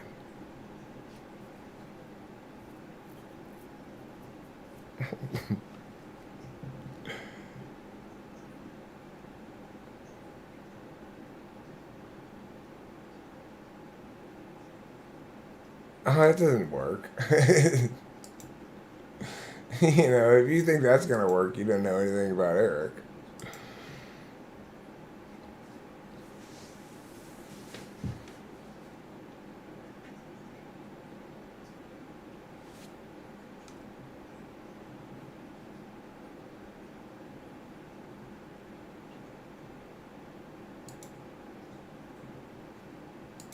Getting more spiteful space between. Um, I don't think people are trying to be happy. And now we know host Eric is trying to productively explore his shadow. Tiffany is the most powerful gateway into the mind of Eric. It's true. You think Mindy's flub used the pic of your brother? Really? Huh. Is that really your brother? That's interesting. They're really trying to be provocative, huh?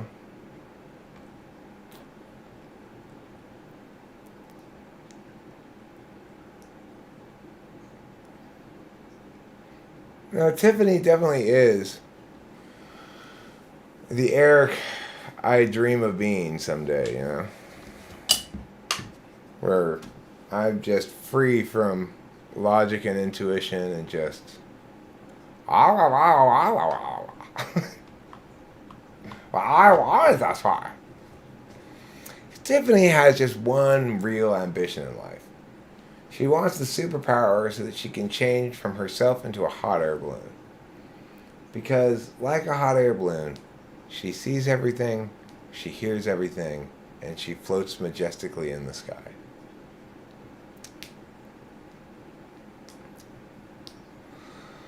Well, your brother is a douche. Mindy's flub is a douche. Maybe Mindy's flub's your brother.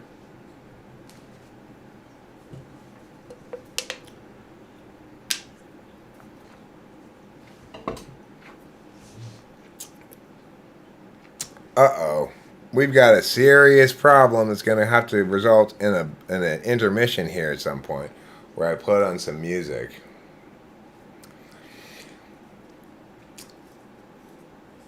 Okay, well, I do think there is a bias that assumes conspiracy has to do with irrationality, but I'm not subject to that bias. I'm the one who agrees that, for example, 9/11 was almost certainly an inside conspiracy job by elements within the U.S. government.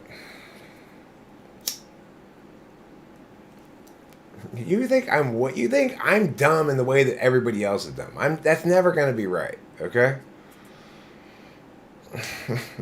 That's not. Yes, other people are dumb for various reasons. Those reasons never apply to me, and I'm not dumb. So that's it.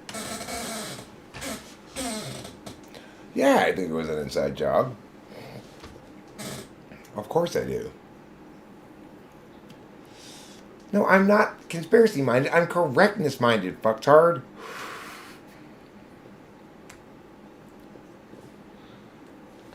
There's no reason to think that COVID was a conspiracy. There's a lot of reason to think that 9/11 was. I don't even want to get into it. I'm not in the mood to have these fucking arguments, okay? Just knock it off.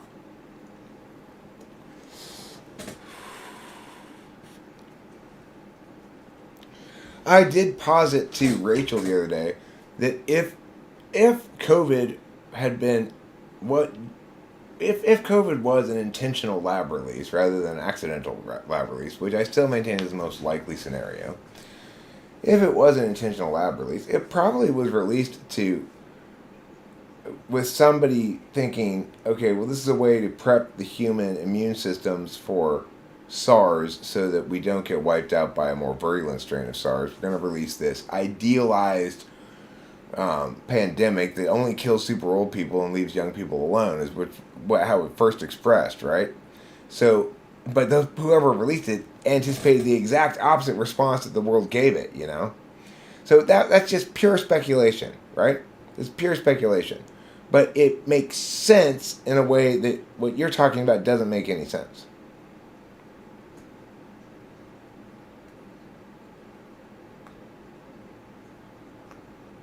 Oh, you got a picture of your brother, huh? That's super provocational, you know?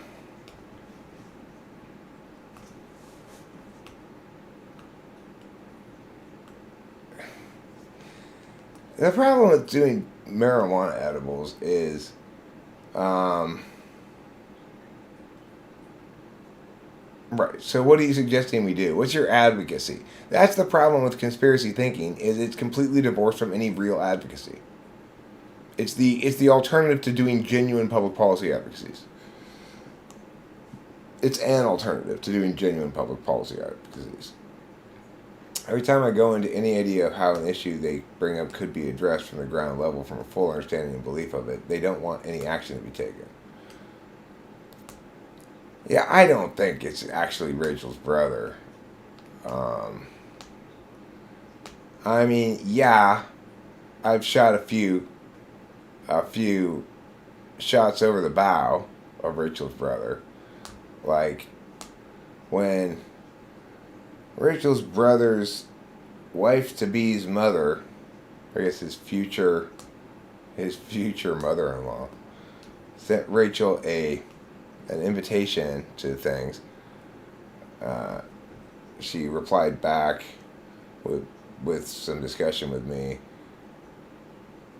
something along the lines of, I guess my brother's not being very honest with you. Meow, meow, meow, meow, meow, right? So there have been a couple of shots across the bow fire, so to speak, but he is the world's most avoidant of dealing with Eric person in history. If it were he wouldn't use his own picture.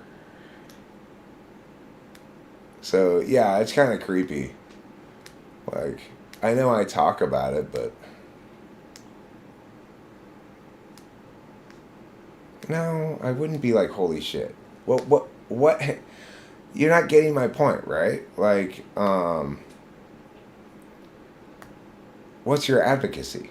To believe what you believe? Is that your advocacy? That's not an advocacy. That's a way of avoiding dealing with public policy matters.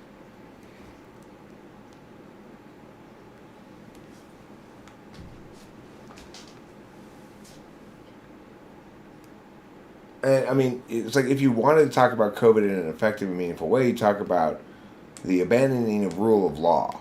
The fact that you had multiple parties in various positions and various levels of jurisdiction all making arbitrary decisions and imposing them on the general public without any rule of law, process, voting, etc., you know?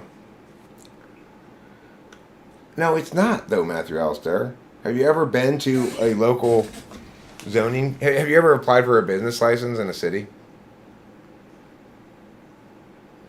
Have you ever gone through that process of dealing with local public elected officials? I have. You know, it's like before you say public policy itself is a sham, try to gain some relevant experience. Well, they exist anyway, Matthew Allister, and they exist for good reason.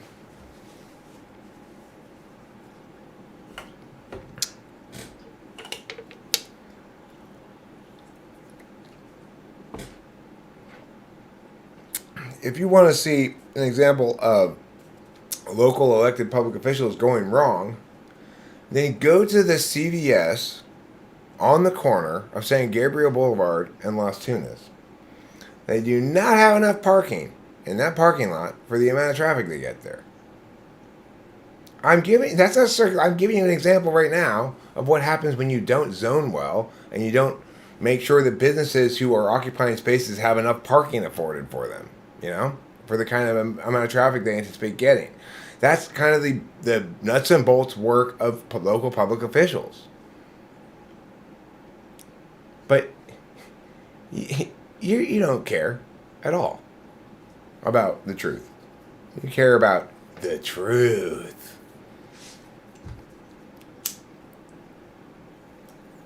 I mean, we have examples of well-planned communities and poorly planned communities. Duh.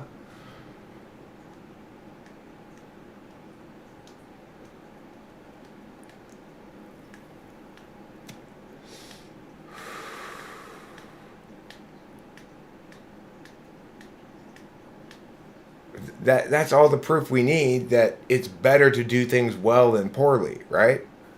Having examples of things done poorly and the negative consequences incurring from that poor process execution versus ones done well.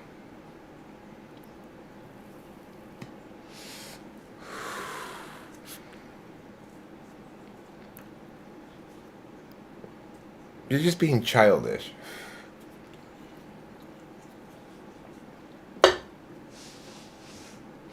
You're as childish as a child in nursery school, sucking on his childish thumb with his childish ways.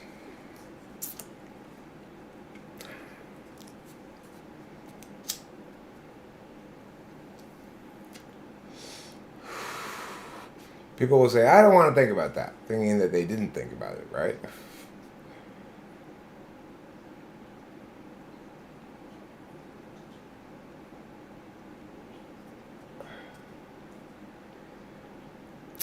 Well, I'm hoping that Bogdavec guy is right, and that this thing at some point kicks in. I'm at about 2 hours now from when I first started eating it, but I'm about half an hour after I finished eating it. So I know who you are and have met a clone of you in real life. Okay, cool. You mean my identical twin brother Eric, other Eric? Okay, well, oh, not me. Okay, not me. I have to go to the gas station to get more cigarettes. So I'm going to put on some music for you to listen to while I'm gone. I'll be gone probably 10 minutes. Not any longer than that, really, I wouldn't expect. Shouldn't take much longer than 10 minutes to go to the gas station and back.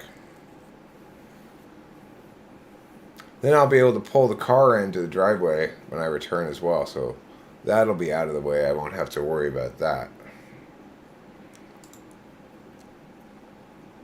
I won't have to fret myself about that later.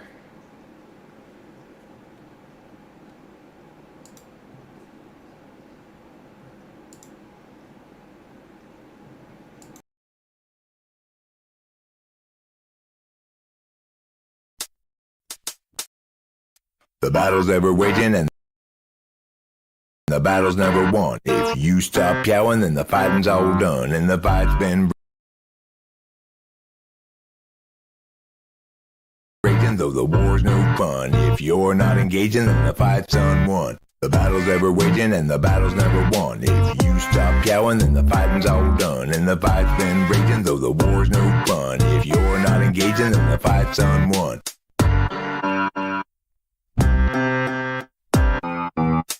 Makes thought and the youth inside when Piao is plotting a spiteful ride, when work produces nothing that's real and playtime seems just like the peel of a life that has no fruit inside. Every impulse run and tide.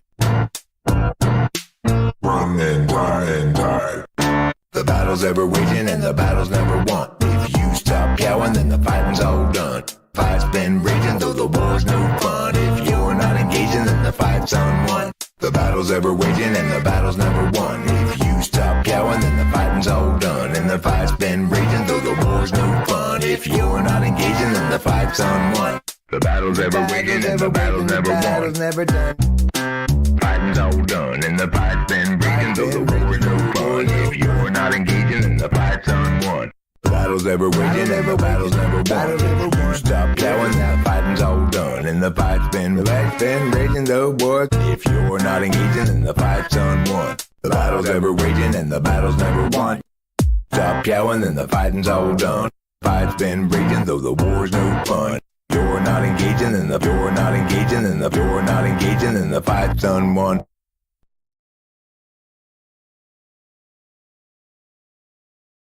To the Undertown, Angeline in tow, for a secret unattended show.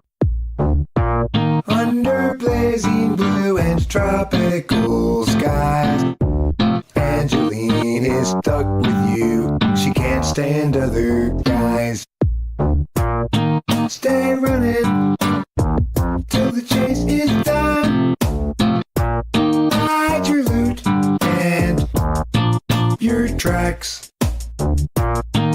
You may have been born a son of a gun, but if you lie low, you might one day make it back. If she needs him, he will be there. Seems he's always nearby. He's always around. Angeline has this or another means to get by. Get above ground. To the Undertown, Angeline in tow, for a secret unattended show.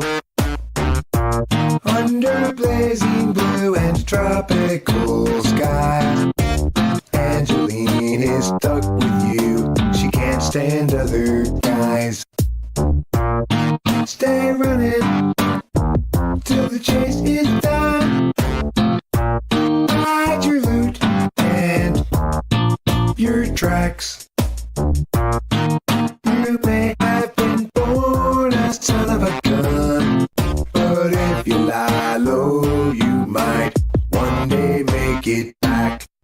If she needs him, he will be there. Seems he's always nearby. He's always around. Angeline has this or another means to get by. Get above ground. Stay running till the chase is done. Hide your loot and your tracks.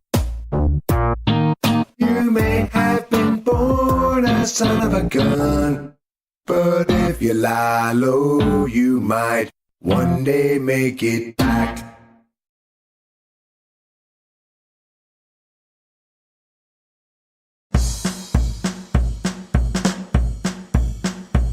I got my hoes, I got my bins, I got my gats, and then again, I got my drugs and my gang, and my strippers, all the same. I've got everything that I need. I'm rolling down the highway, moving at top speed, looking out for a reason to see a G. I got my hoes, I got my gat, a super awesome conference. I got my clubs, I got my strippers, I got all kinds of fun stuff. Rolling in the Benz, down the highway super fast, going to another super awesome conference for Florida's natural grapefruit juice. Florida's natural grapefruit juice. Florida's natural grapefruit juice. Florida's natural grapefruit juice.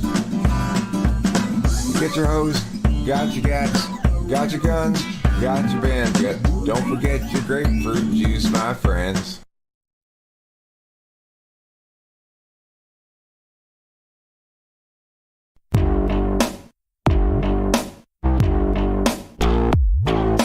Seems like years that I've been pressing forward in this barrier area, which precludes me from progressing past this point.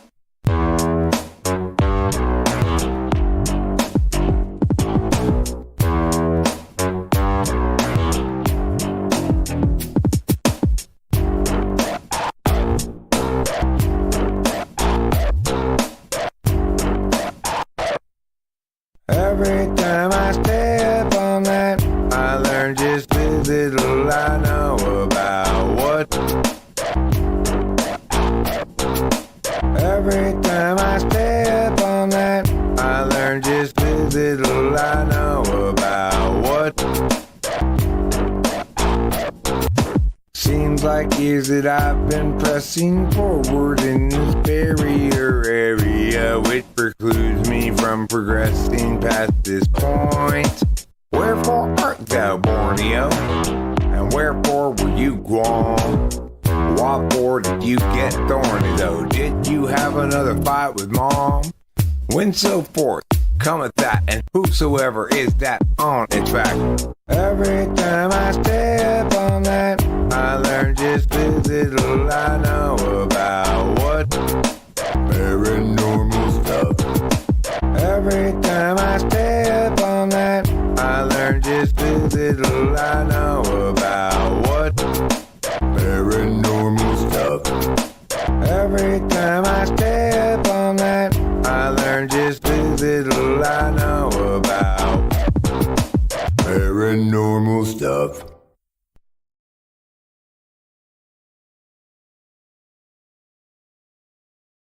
He's Gregory in disguise. He hates the lies, wants to confront the men, always telling them. But every time he tries, they only run and hide. Again he is denied, chance to yell at them. So now he's Gregory in disguise, hands in his pockets. Now he's walking down the drive, averts his eyes. He doesn't want you guys to realize that he's Gregory in disguise, hands in his pockets. Now he's walking down the drive, averts his eyes. He doesn't want you guys to realize that bridge brings a new approach.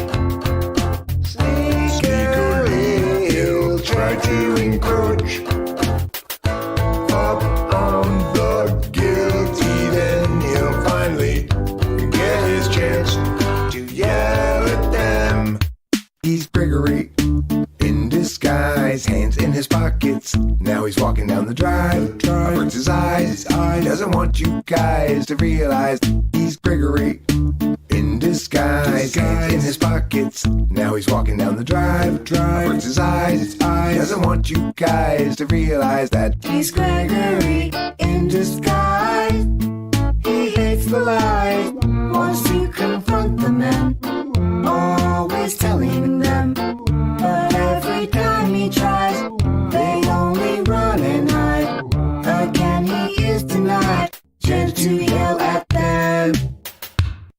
He's Gregory in disguise, hands in his pockets. Now he's walking down the drive. Averts his eyes. He doesn't want you guys to realize he's Gregory in disguise, hands in his pockets. Now he's walking down the drive. Averts his eyes. He doesn't want you guys to realize he's Gregory in disguise, hands in his pockets. Now he's walking down the drive. Averts his eyes. He doesn't want you guys to realize he's Gregory in disguise, hands in his pockets. Now he's walking down the drive.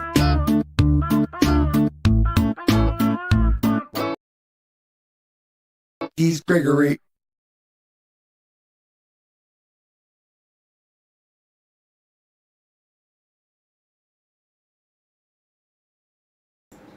Okay, I'm back. I'm back and better than ever with an exciting adventure called Tomorrow's Sundays Are Forever Today. Thanks, Ruben R.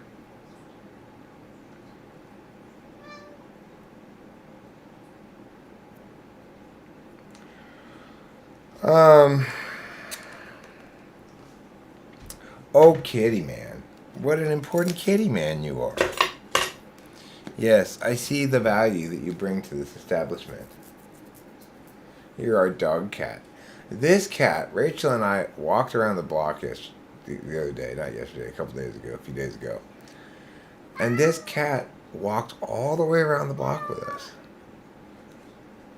You know, keeping with us stride for stride the whole way around. Cats don't usually do that. I've never had a cat do that before.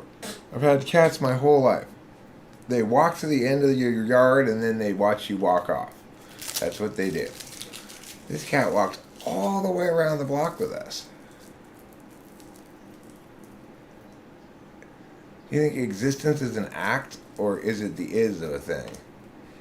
I mean, existence is a status we afford to things of which we can produce instances. Instantiation implies existentiality.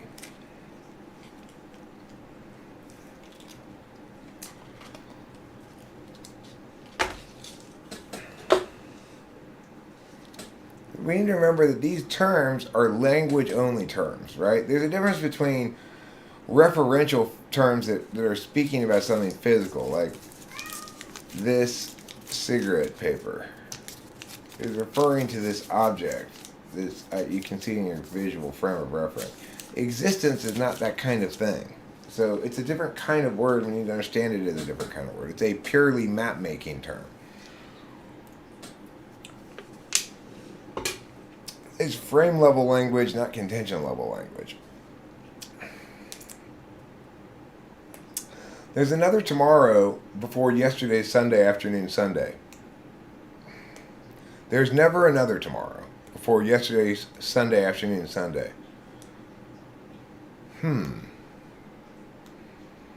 But there's always a yesterday. Do you think that we may not detect certain existences because we lack what would be needed in order to detect them? Well, each of us individually, possibly, sure, but collectively that doesn't make any sense because existences are only existential in their instantiation, which requires their observation. Observation broadly meaning someone's attention. Meow. What a Meowsingtons von Meowserbahn. Oh, meow. So many meows for me. Yes. Oh, yes. Valued and important kitty man. So valued and important. Thanks, Matthew Alistair. Wow. Do you want to come up on Daddy's lap? You do that sometimes. This morning, though, I had on just my boxer shorts. And he tried to come up onto my lap, and he was going to grab right onto my ding-dong with his claws as a way of pulling himself up. And I said, no, mister. No, that's not the way up. You can't put your claws in my ding-dong to climb up onto my lap. That's going to be painful. This cat, though, he's still kind of wild. Like, when I was like, no, you can't do that, and tried to stand up, then he reached out with his claw and batted my hand with it. Like, hey, I'm climbing here.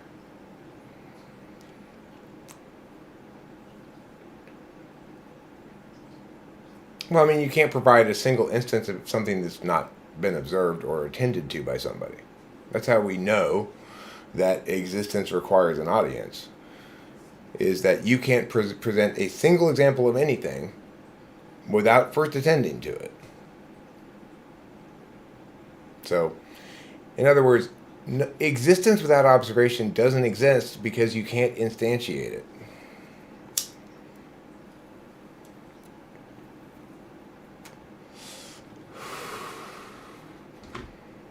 Right? Simple enough.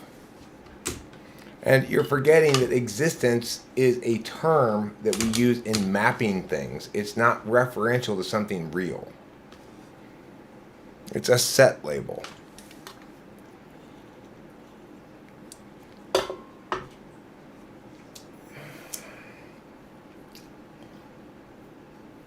But regardless, Alec T, let me give you some advice that everyone should follow.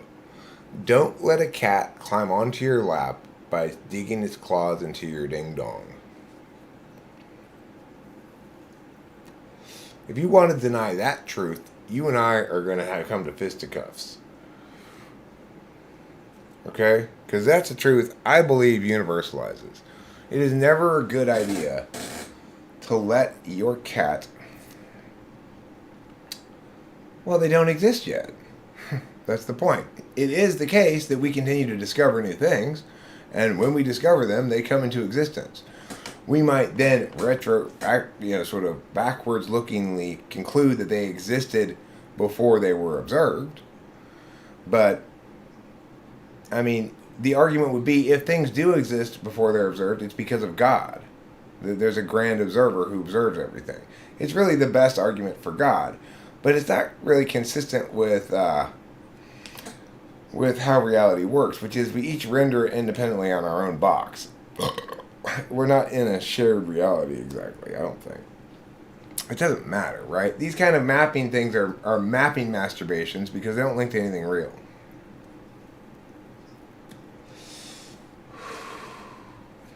I should trust him. You know what? Discomfort is just a state of mind. Pain and discomfort is just a state of mind. I was watching an episode of Naked and Afraid earlier, and there was this horrible bitch on it. Now listen to this. You want to hear about this bitch? I just wanted to punch her right in the face. So, she was getting stung by mosquitoes all the time. Just like constantly getting bit by mosquitoes. And her partner, who was this really chill, like, guy who had lived with like actual native tribes places and stuff like that, he felt he wasn't getting bitten as much, and he felt bad for her. So he dug her this incredible pit shelter, which, like, he dug down like 6 feet into the sand, and they covered it with all these boughs and and then they covered that with sand, so there was just this little flap to go into it, and then you went into it, and you were like underground, protected, and there were no mosquitoes in there, right? And the bitch, after he was done with it, said, "It's so claustrophobic in there." I was just like, oh, you horrible bitch. He just made this kick-ass fucking pit shelter to keep mosquitoes off you that works in this fucking mosquito just thronging environment in the jungle of, like, I don't know, Ecuador or Guatemala or someplace like that, you know? Brazil, maybe it was. Actually, it was Brazil, but it wasn't off the Amazon River. It was off of another river. Anyway, and then she's just like, it's too claustrophobic in there? Okay. You cunty warbuckle. You couldn't have anticipated that before he dug that big pit? Or if some part of the way through it that you weren't going to go in there because it was too claustrophobic? He took it with such grace, too. I would have fucking flipped the fuck out on that bitch, I tell you.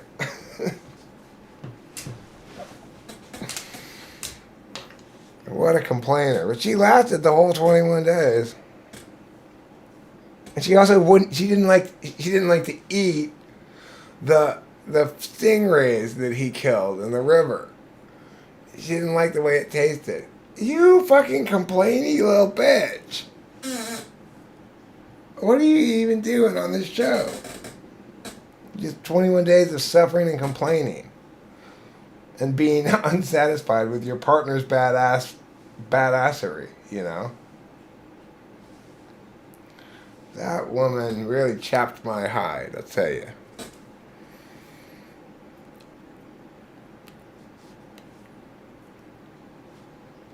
That's not saying anything, Alec.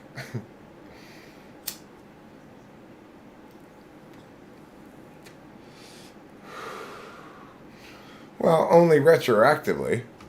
I mean, for the purposes of mapping, we might say the thing we saw further away in the universe than we've seen before with our telescopes existed before we saw it. But, I mean, again,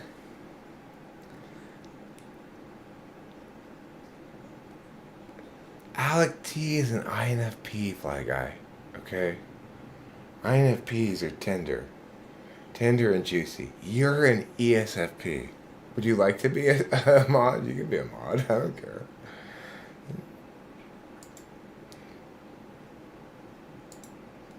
There, now you're a mod.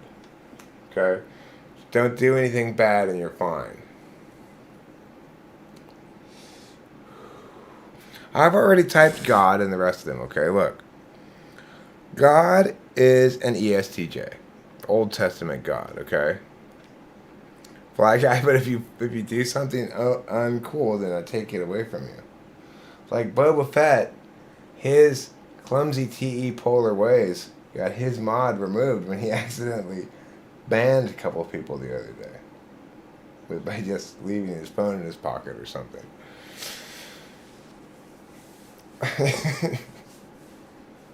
Anyway, Old Testament God is clearly an ESTJ. He thinks he can just tell everybody what to do, and if they don't listen, he'll punish them until they do it, you know? And then Jesus, I think I said, was an ENTP, maybe? And the Holy Ghost is an ENFJ, or vice versa. I can't remember which I said. You need an ENFJ, an ENTP, and an ESTJ. Because the ENFJ and the ENTP have to team up to stop the ESTJ. They all have to be extroverts because otherwise they're just going to go, fuck it, let it go to hell. You know? They're just going to be like that. You want to be a super model? You want everybody to be mods? Okay. Moon Faye should be a mod too, but she's not going to say anything about it. She doesn't really care. She's like, I don't need to be a mod to be important, okay? I'm important no matter what.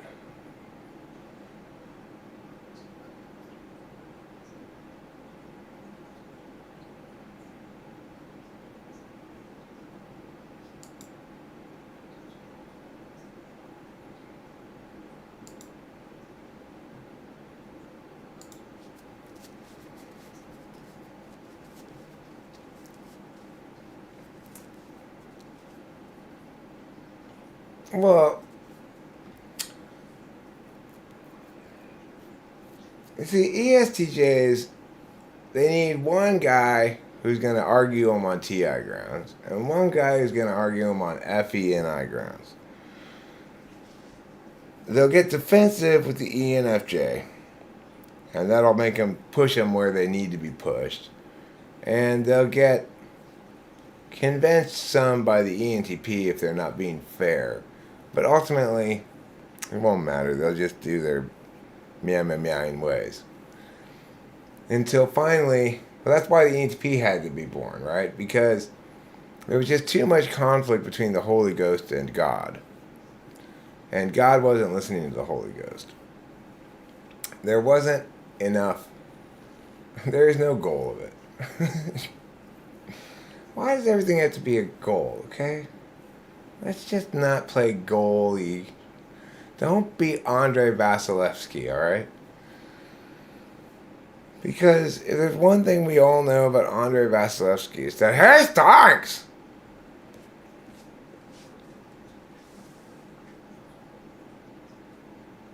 That's my advice to the world. Don't be Andre Vasilevsky. If there's two people you shouldn't be, it's Andre Vasilevsky and Plate Full of Handkerchiefs. Am I feeling any mescaline happening here? I do seem to feel like kind of weird. I mean, something's going on, but not a whole lot, you know?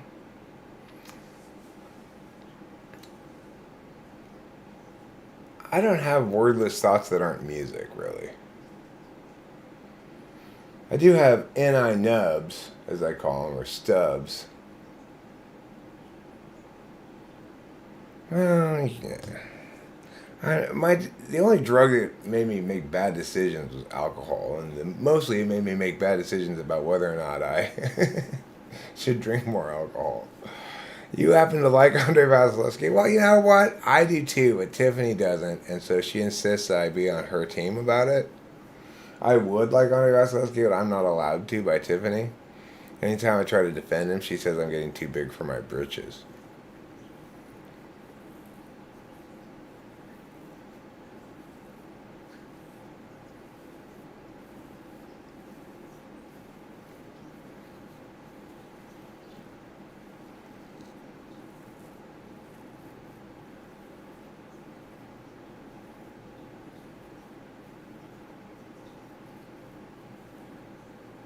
I mean, I read a bunch about it tonight to see, like, how to do it, how it works. There was this recommendation that you make it into tea by boiling and reducing, and then boiling and reducing. But what that supposedly did was simply make it less likely to make you vomit or nauseous, because the white part makes you nauseous, apparently, of the cactus. But I was able to get mostly all green part anyway, without very much white part, so I just ate it. Supposedly you don't have to do anything. It's just that all the various distilled process cooking methods are supposedly just to make it easier to get the amount you need to get without eating a whole shit ton of cactus. Fly Guy, that's why I'm going to take away your fucking mod right away, because you say things like that. That's going to get you in trouble, Mr. Man.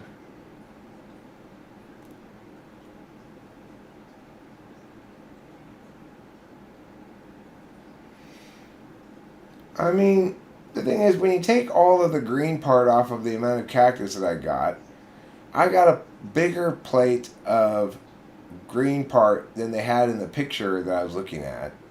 And I ate more green part than was on the plate in that picture, I think. Or at least the same amount. Maybe a little bit more. And supposedly that makes a big dose of it. But it's also the case that supposedly different strains of San Pedro cactus have higher or lower amounts of mescaline in their green part. So, I don't know. Did I ever promise knowing I was going to break the promise? Not that I can recall.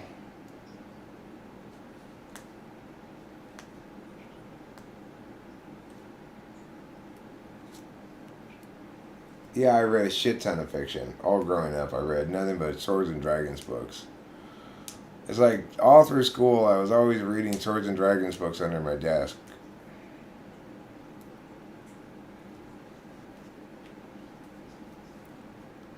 I'd get caught, told to put it away, you know. And I'd pay attention for a little while, and I'd try to sneak it out again. Teachers don't get that mad at you when you're reading.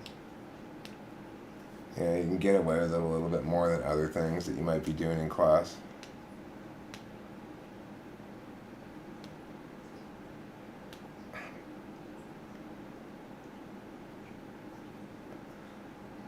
I do, in fact, break promises sometimes, but I don't make them knowing I'm going to break them, no.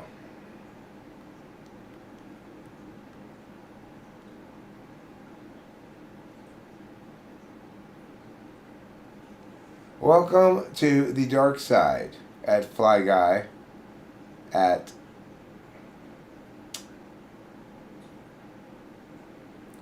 Jesus, help me in my situation. Help me in my weakness, 'cause I've fallen out of grace. Jesus, Jesus. No, I never lied for the thrill of lying.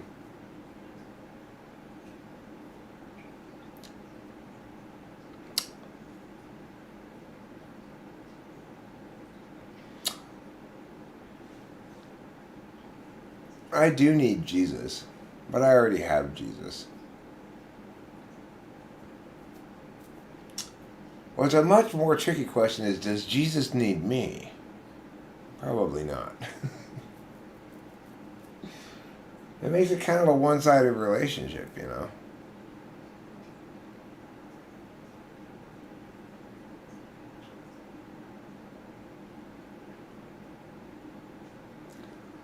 I mean, look.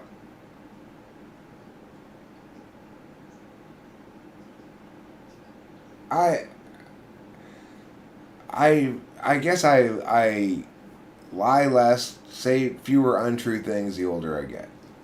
When I was younger, I had much more of a situational ethics, you know? But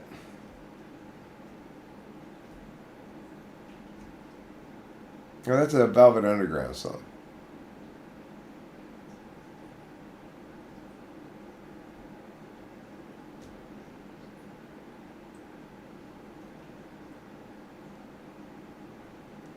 You lay for fun? Yeah. Well, lay is the past tense of lie. It's not the past tense of that kind of lie. So, I appreciate your transitive verb joke, though, Fly Guy. You know, we don't enjoy enough transitive verb jokes these days. The other night I had a dream in which that song I was playing in the background of the dream, and I woke up singing it when I woke up to go pee. It was like, I didn't wake up singing it, but I woke up with it still in my head. It goes, and I ran so far away. Yes, I ran so far away. I couldn't get away. You know that song? It was in my dream the other night. I mean, to whom? Attention to whom? Do I seem tense? If I seem tense, space between, I think we can conclude you are a very poor judge of people's tenseness.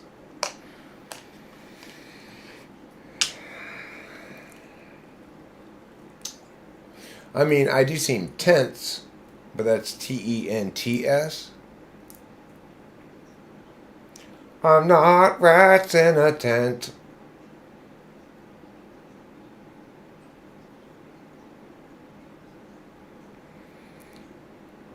George Washington said he could never talk about the sex he's had.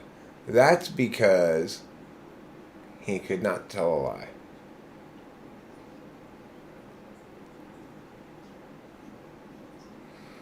How much do mods make per hour? No. They have to pay me $6 a month. No, we cannot agree on let's get hoes. You just get one hoe each. That's all we need. Okay? You don't need multiple hoes.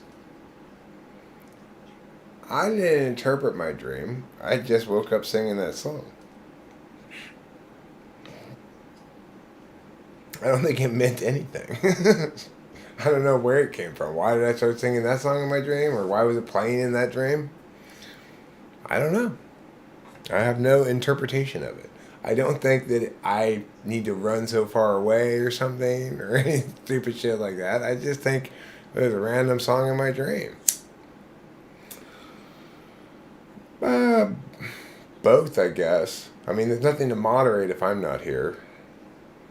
Unless Rachel decides to do a video by herself.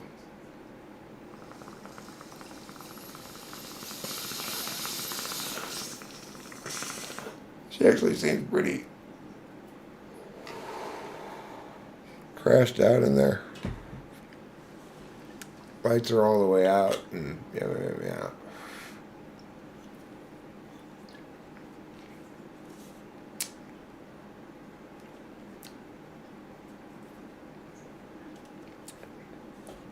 I don't remember anybody ordering the real shit you've evaded all your life. That sounds like burdening us with your trauma.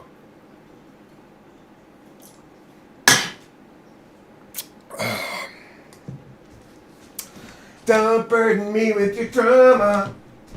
I don't care about what happened to you.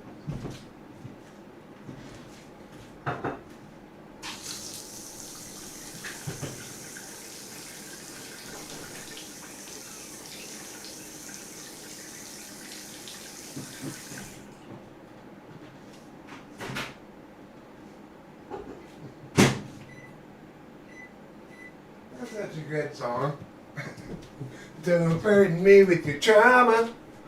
I don't care what happened to you. Isn't that an amazingly good song? Thanks, Cheeky Sausage. Don't burden me with your trauma. I don't care what happened to you. That's a great, great song.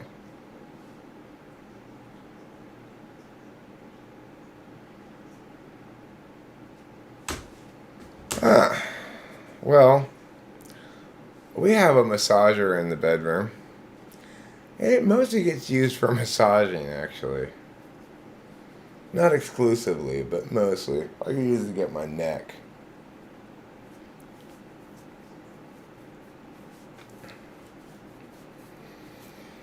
It's pretty good. It's one of the few things that I saw a commercial for on TV that basically had the website and say, order now. And I was like, you know what? I do want that thing. That thing looks badass. And it is pretty badass. It's a cordless massager that goes like bump, bump, bump, bump, bump, bump, bump, bump, bump, bump, bump, bump, bump, bump. And you can make it go harder, faster, or slower, you know.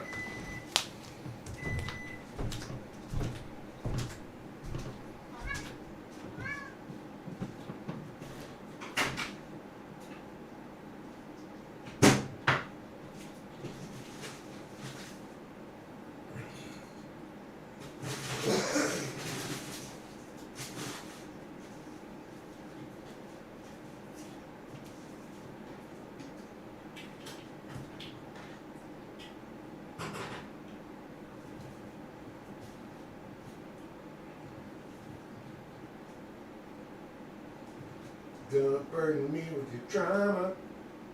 I don't care what happened to you.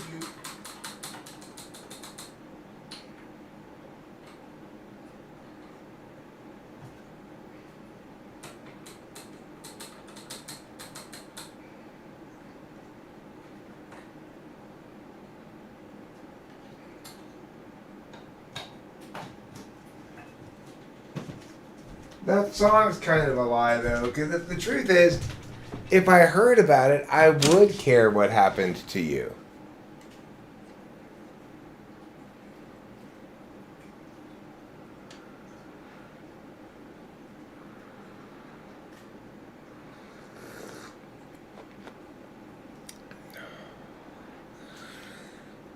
Well, you know, I have lots of awkward moments with my father as well. Usually with him going, "Ah, are you gonna fix this thing in your car?" Or shit like that. It's just like, just leave me alone.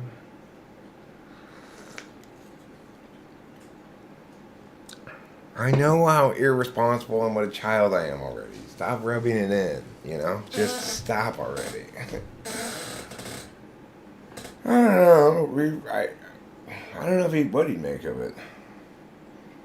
I don't care if he thinks it's a sex toy or not. I mean, obviously, we have sexual intercourse. It's not really a sex toy, more like a sex machine, I guess. It's a lot more of a sex machine than me, I'll tell you that. You get that thing full charge, it'll go for a long ass time. Me? Not so much.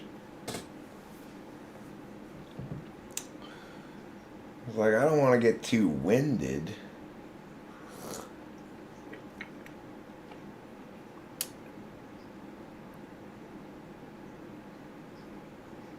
When I was loved, wasn't it quite something other? When somebody loved me, I felt real special then. I felt like an E and O. You mean like that?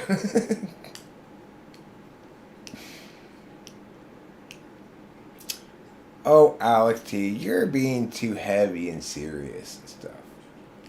What you need to do is relax. Alright.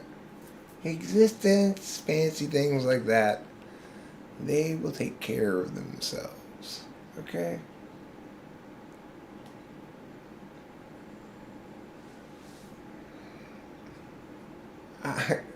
Man, Space Between, I don't know about ENPs or ENFJs or whatever being good and bad, okay?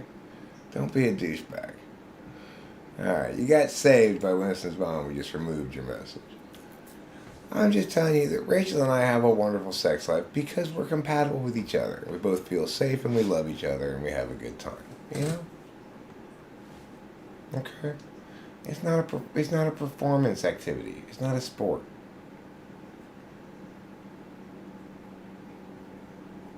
I don't have an opinion. I think people, it takes two to tango. Everybody's like, am I a good dancer? Ask yourself, do we dance well together? You know, that's a much better question to ask. And Rachel and I dance beautifully together.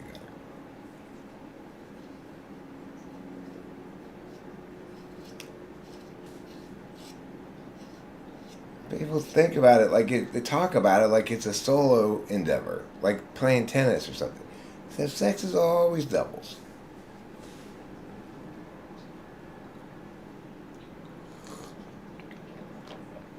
You're getting more overtly spiteful now, Space Between. You barely started on the non-spiteful side of the line to begin with. Now you're just getting overt.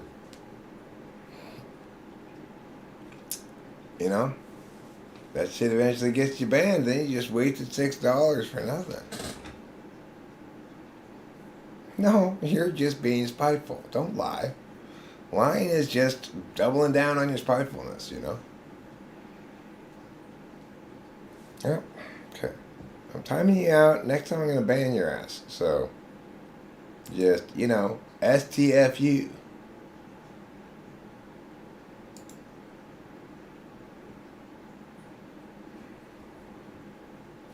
Yeah, it's either Jeff Shaw or, somebody like that. One of those people who is a full blast hater who just spends a lot of time here trying to take me down a notch. Even though I try to deal with people straight up, like, I'm not trying to tell you all what to think or how to believe or whatever. I'm ranting about how I'm right, maybe, but I'm not spending my time trying to, I don't know, be a spite monkey or nothing. Ain't no mountain tall enough to keep me away from you. I think maybe this, I'm beginning to think, it's beginning to look a lot like Christmas, is one thing you might say. Okay? Hey, everybody's got a thing, sure. Is that really my thing? It may have been at one point. I don't think it really is now. I think I'm now more likely to accuse him of being an ESTJ. That's my new thing is, oh, you're an ESTJ.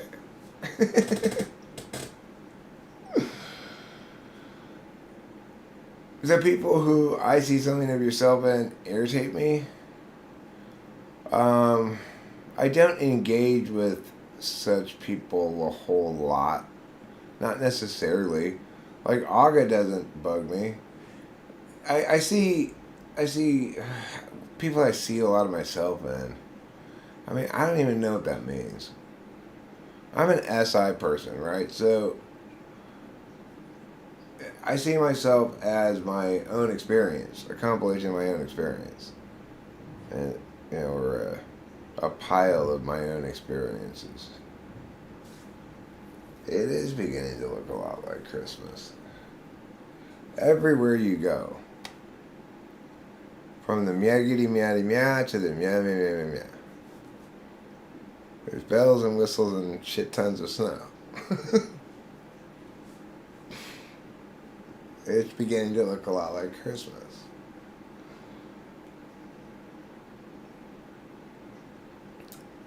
I do tend to think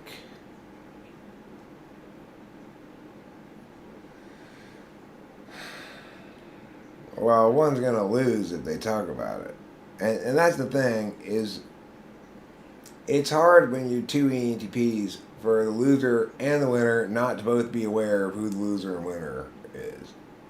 And then there's epi problems. But it doesn't get usually like Piaui. It just gets like, both parties kind of understand how it doesn't work as a relationship, It's two people trying to fill the same spot. Trying to play the same role in the play, What exhausts me? I mean, normally this kind of stuff that's happening tonight is kind of exhausting because what they're doing is a bunch of FI attacks, right?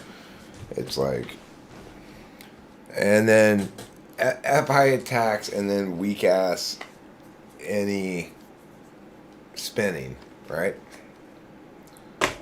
So it's tiring. I'd rather have real conversations with people than play racquetball with a wall of stupid. But, I tend to find that tiresome as well. But doesn't mean I'm not subject to having my buttons pushed and getting dragged along behind somebody else's agenda sometimes. And like I said earlier, it depends how much else is going on. Well, I'm not hating on FI. I'm talking about a specific kind of attacking me that is an attack against my FI rather than something else. So when the person is saying things that are overtly wrong and like trying to shit on things close to me to attack my FI, then that kind of attack tires me out. I was answering the question, what exhausts you? And that's the answer, FI attacks. I also got them they're not just from FI people, note. I had my FI attacked a lot by Kimberly, who was an ISFJ. When you attack somebody's FI, you say things that are like intended to provoke, right? Like, if I know that you love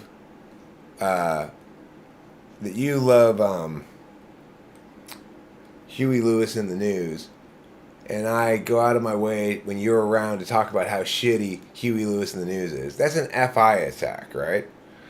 And so then you feel like compelled maybe to defend Huey Lewis in the News, but you can't really win because there's nothing really to argue about per se. That's like an FI-NI kind of attack. it tires me out. But the point is, what I was trying to do is answer the question accurately. So, in that regard, I like I said, it tires me out. The FI attacks do like this, but yet you ban FI. First of all, pick a fucking conjunction already. Okay, don't use both but and yet. You're over conjoining. Well, I said next time I was gonna ban it, but I gotta go timing him out again.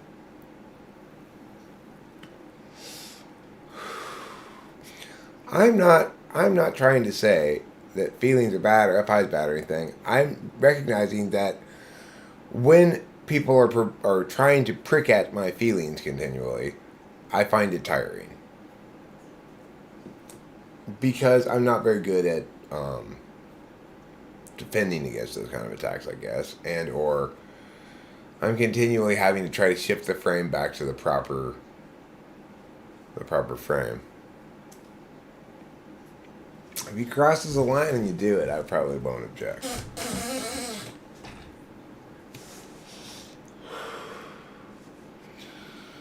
With TI, you can logically figure out the answer. With FI, you have to explain to each other and then let things sit. Yeah, I know. It's a slow and complicated deliberation process because it deals with things that are authentic to you in ways that don't really link to anything else, you know?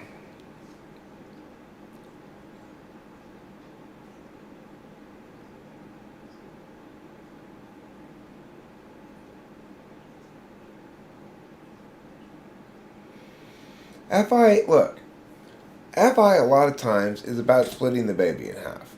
And as long as it's not actually a baby, that's a lot of life, you know, where you make your compromises. Like, when you come here tonight, you come here full of strong beliefs and probably knowing that it's going to be a bruising evening in some regard. But you're accustomed to dealing with bruising stuff because your FI tool, I guess that I don't understand FI. I don't know. Don't even get me start talking about it. I start getting confused. I start getting all meandities, and I don't even like talking about it. It's just too hard to explain.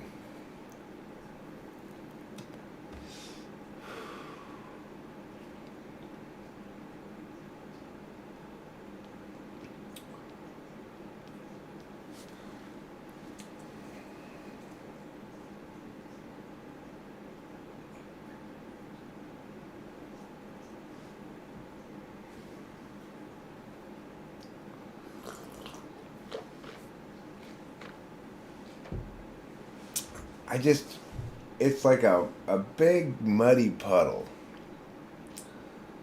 Like, what do you see in the big muddy puddle? Brownish stuff? You know?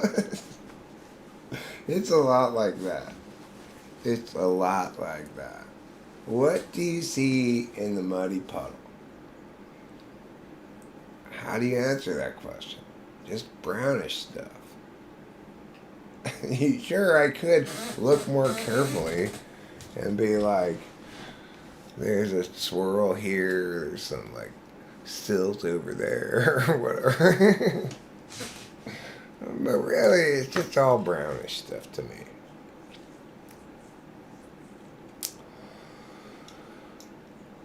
And I guess that's why you call it beef stew. Full of some carrots, onions, and beef now. Delicious carrot beef stew. And I guess that's why they call it beef stew. Where is the reason for our freedom? It's in Philadelphia. It's called the Liberty Bell. You should go visit it sometime, Alec T.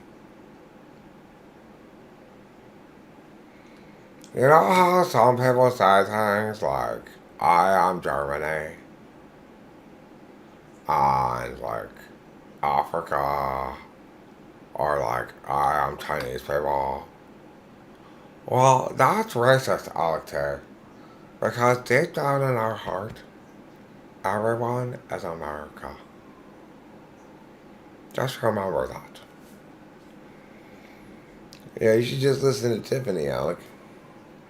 Then you wouldn't be struggling with these big questions. You're struggling with too big of questions. Just grab a pair of titties, knock back a couple of beers, get in your truck, and go shoot some shit. God bless America.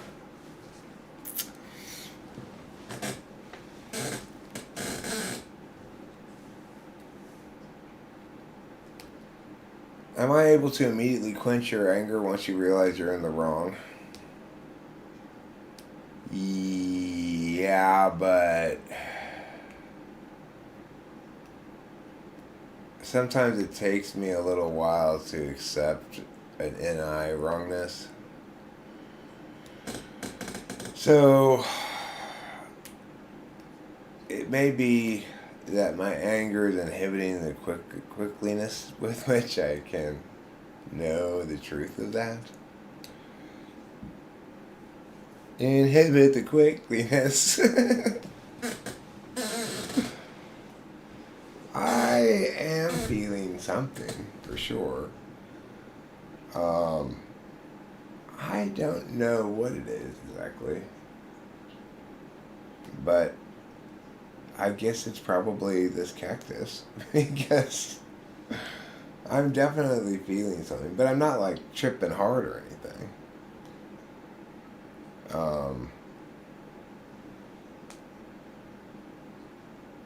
I'm not quite sure what to think about it really so far. I don't feel like being all serious about stuff. That's for sure. So it's like, enough with all the serious questions and stuff. Oh, let's ask this serious question about child abuse or something. Enough, I say. No more. No more serious stuff allowed. Let's just talk about nice, pleasant things. But social media makes a good job. Am I feeling more masculine as opposed to feminine? Yeah, I am feeling a little bit more masculine than feminine right now.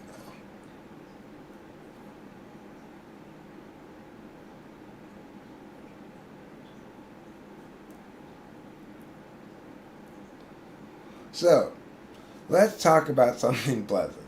Let's see. First, we have to decide what something pleasant is to talk about. What's a pleasant thing to talk about? So far, I would say this particular DRUG is not a high, it doesn't correlate a lot with talking a lot. Cats. Cats is a good subject to talk about. That is pleasant. Well, although, you know, we've all had to get accustomed to a new reality with trouble in the mix here. Poor Capillo basically can't come in the backyard most of the day, but she has the inside the house with us at night time, you know.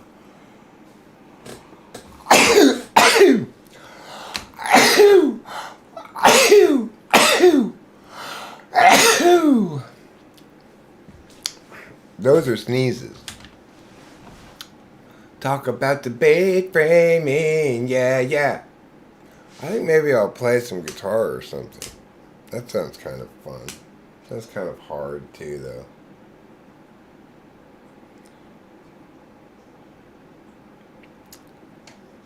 Okay, well, I'm definitely having some sort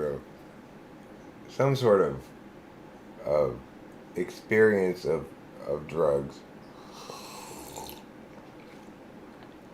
Pleasure shocks and overwhelms. No one knows what to do with pleasure at first. Huh. That's an interesting thing to say. Yeah, that was a regular Eric sneeze progression. That's pretty standard sneeze activity there. Maybe I should pull a bong rip. I think maybe Boba Fett's right. Boba Fett, when he advises things, he's usually wrong, because he's usually advising me to stream right then. I probably don't feel like streaming right then. But in this instance, he's definitely right. Let's see what happens if I smoke a bong rip.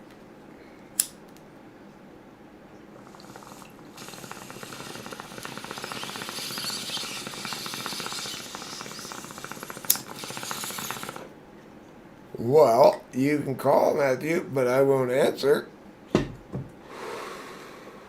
Because I don't want to talk about your conspiracy stuff.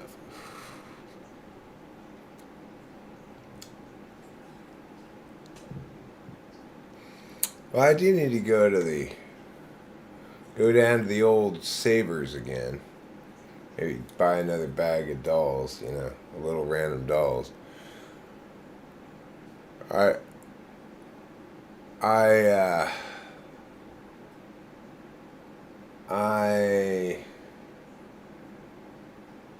need more contestants. Well, I have still a good number of contestants to go. Contestants on Tiffany's celebrity name show. I don't want the hassle of talking to someone right now, Matthew.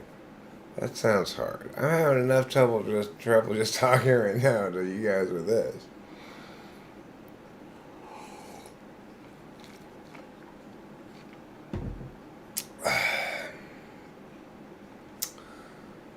Yeah, this is doing something, but it's kind of like a slow-moving storm of just kind of gradual weirdness, I guess.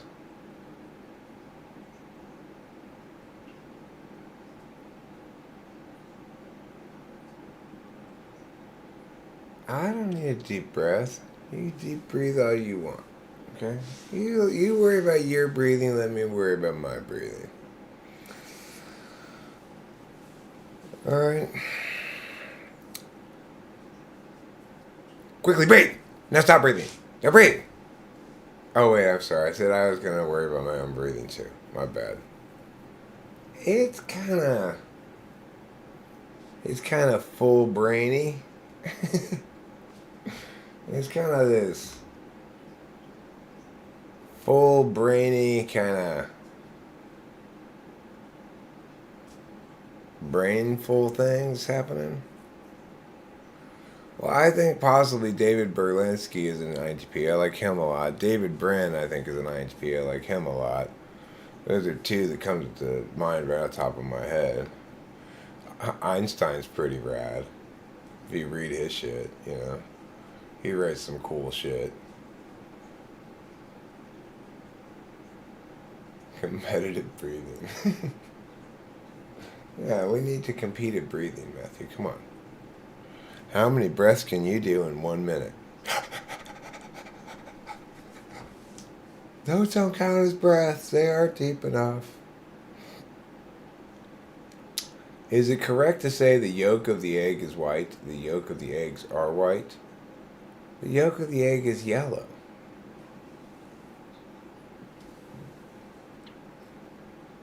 Is it correct to say that because they make wheat bread out of wheat, they must make white bread out of white? Yes, it's the correctest thing ever. Well, I tell you who would lose at competitive breathing is Rachel. She doesn't have a very big lung capacity. I can take a big breath.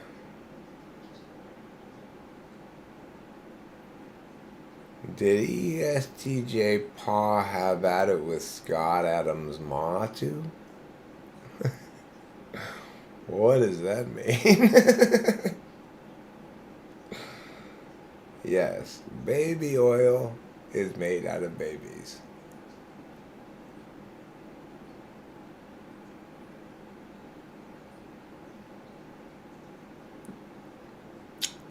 Hmm.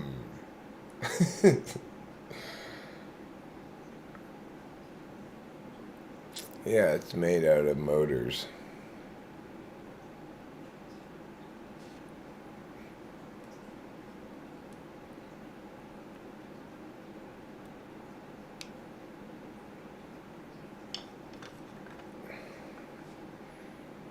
That is a clip.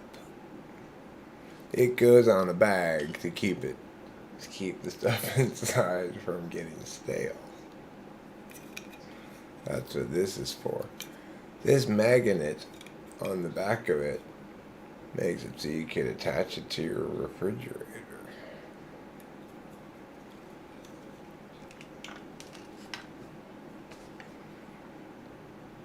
So, how's everybody doing today? Is everybody doing fine? I'm doing fine. I'm glad that we are all fine. Now that we've established that we are all fine, everything should be fine.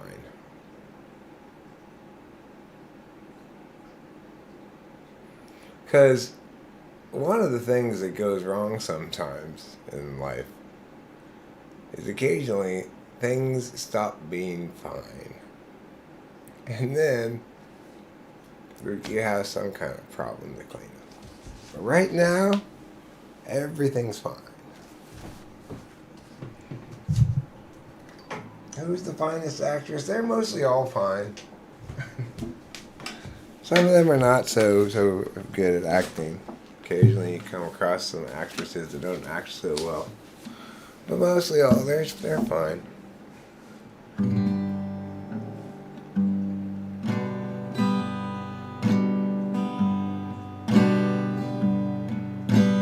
Mostly everything is fine. It's fine. How are you doing? I am doing fine. Are you fine like I am fine in time? Let's be fine. Though we worry about disaster ensuing, everything is fine.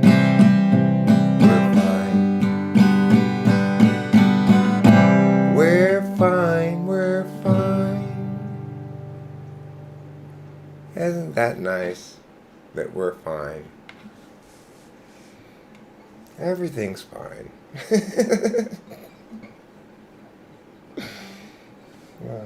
It's nice that everything is fine.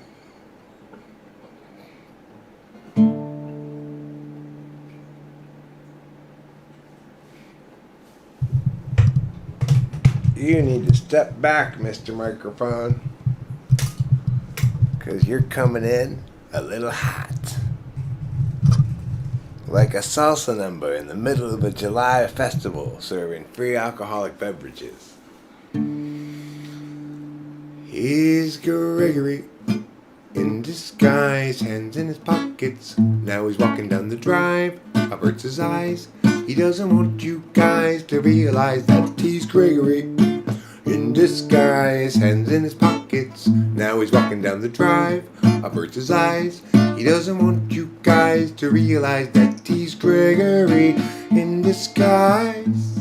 He hates the lies, wants to confront the men, always selling them. But every time he tries, they only run and hide.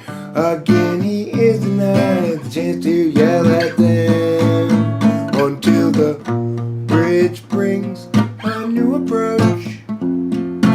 Sneakily he'll try to encroach upon the guilty, then perhaps he'll get the chance to yell at them. He's Gregory in disguise, hands in his pockets. Now he's walking down the drive, averts his eyes. He doesn't want you guys to realize that he's Gregory in disguise. Hands in his pockets. Now he's walking down the drive, averts his eyes. He doesn't want you guys to realize that he's Gregory in disguise. He hates the lies, wants to confront the men, always telling them. And every time he tries, they only run and hide. Again he is denied the chance to yell at them.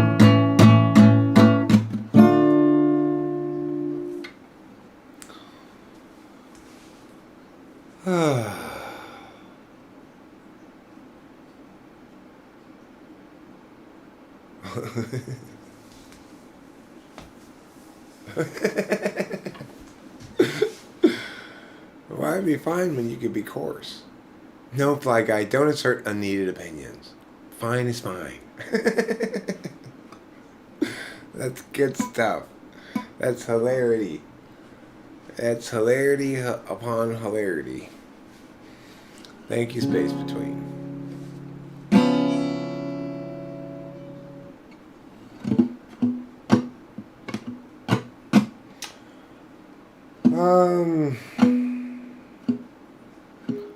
What do I want to play? I don't know. Oh yes, I do. I know what I want to play. I want to play Wonderful, Wonderful Kitty. That's what I want to play. Okay. Wonderful, Wonderful Kitty.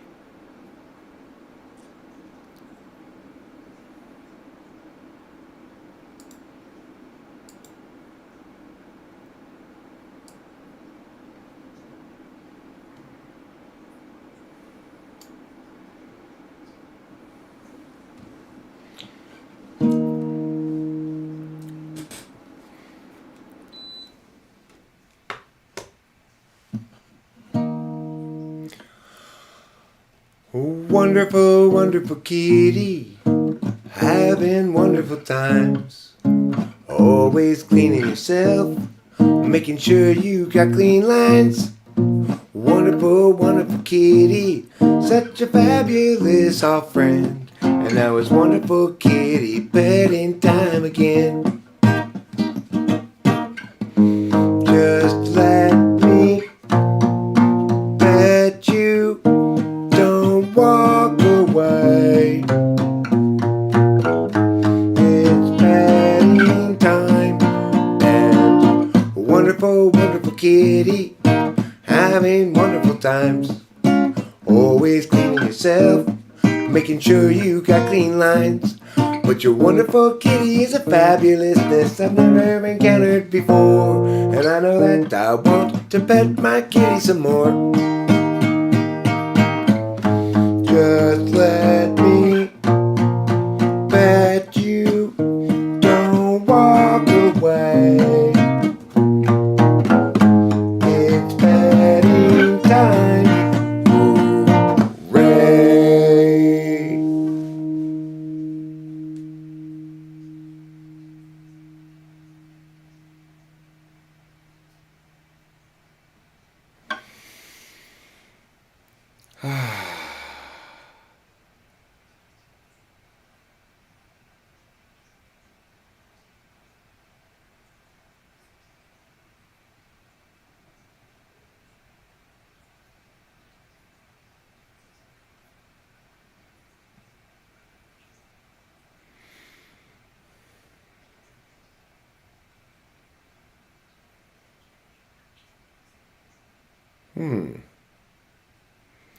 Well, this is a strange, slow acting kind of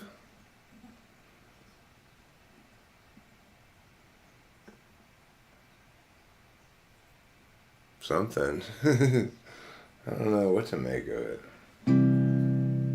But it is the case that that cactus is psychoactive for sure. So the experiment has been proven a success. We'll see if I ended up taking. Like, I don't know how this plays out. Yeah, I don't know if this is what, like a peak, or if it's low. I'm still going on the upswing or what. Mescaline said, show me, he says, the creepy drug.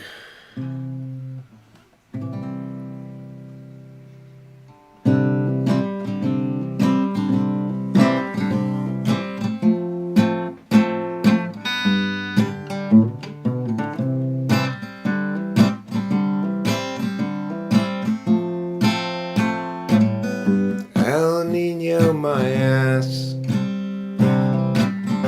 You call these storms. Where is the rain? Those drizzles don't count, I drizzle more when I pee in the sink, which is just the right height to catch all of the undesired splatter. And when I'm done, I'll go outside and climb a ladder.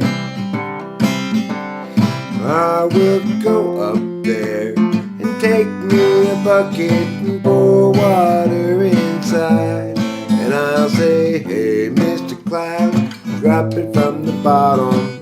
Hey, Mr. Cloud, won't you drop it from the bottom? Hey, Mr. Cloud, drop it from the bottom on me.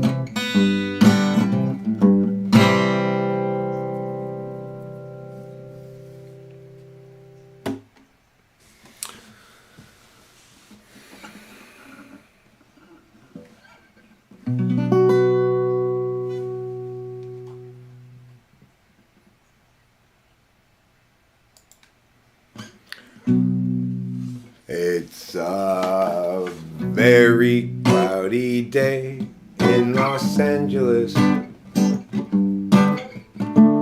and today we run out of time. Struggles past, troubles still to come. The day is nearly done. Buy us some more time.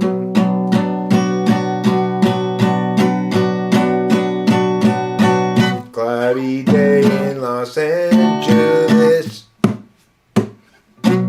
cloudy day in LA. I'm no sort of evangelist, but I have something to say. Life can strangely be forgiving to those who stay awake all night, and mostly our voices say to give in. They'll try to sap your will to find, but whether I'm supposed to be here or just be soon forgotten, noise is sort of based on what I see here, and also on what I avoid. It's a very cloudy day in Los Angeles, and today we run out of time. Struggles past, troubles still to come. The day is nearly done. Will someone buy us some more time?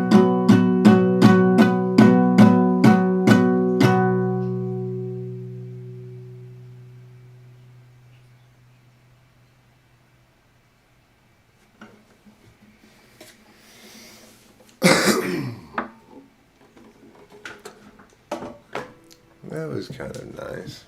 It was fun. It was kind of hard too, I guess.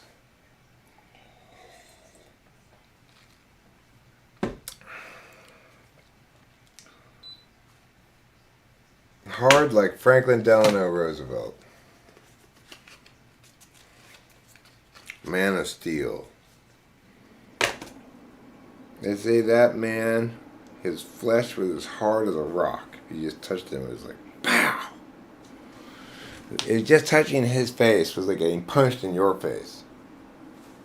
That's how hard Franklin Delano Roosevelt was.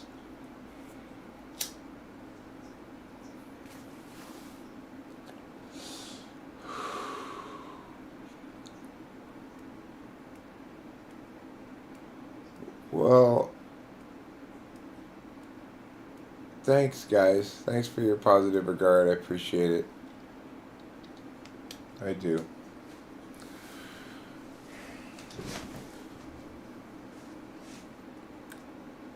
But are you really? Yeah, I really do, actually. You know, I really do appreciate it when people tell me they like my music. Oh, okay. I guess that's okay. You sure, Tiffany? Just okay. Don't let go of your head all night. You're already too big for your britches. Okay. I won't. I'll try not to. You better not. Okay. She's right, you know. I know, Mindy. I'm serious, though. Okay, I'm serious, too. Are you, though? Are you really serious? Yeah, I'm serious. I'm not kidding you. I have my doubts. Let me see you. Come here. Mindy! Hey, you're getting too big for your britches. Just like Tiffany says. Yeah, okay. You're right. I deserved that. Yeah, you did. Okay. Little sociopath.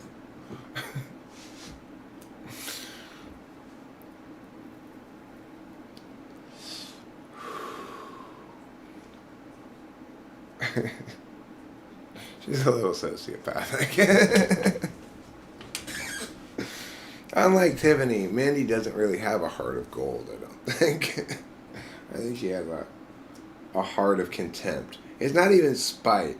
It's not like she was abused or something. She's just so entitled and right and like always successful that she has zero sympathy for anybody. Yeah, well, you would not believe the strength she's got in those slapping wrists. Okay, she's been working her slapping wrists for years. The prison of loneliness.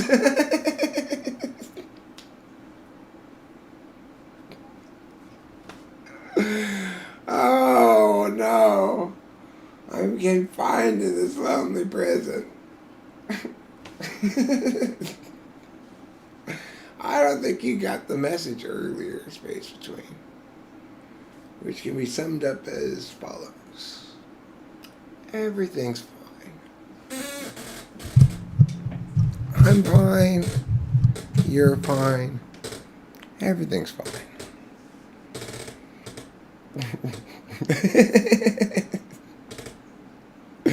Stuck in a prison cell with Al Gore. I want to talk to you about climate change. Al Gore, just don't even start with me, okay? Just don't even start. I don't want to talk to you. If you ask, like, what famous celebrity would you most like to talk with? Nobody would ever say Al Gore.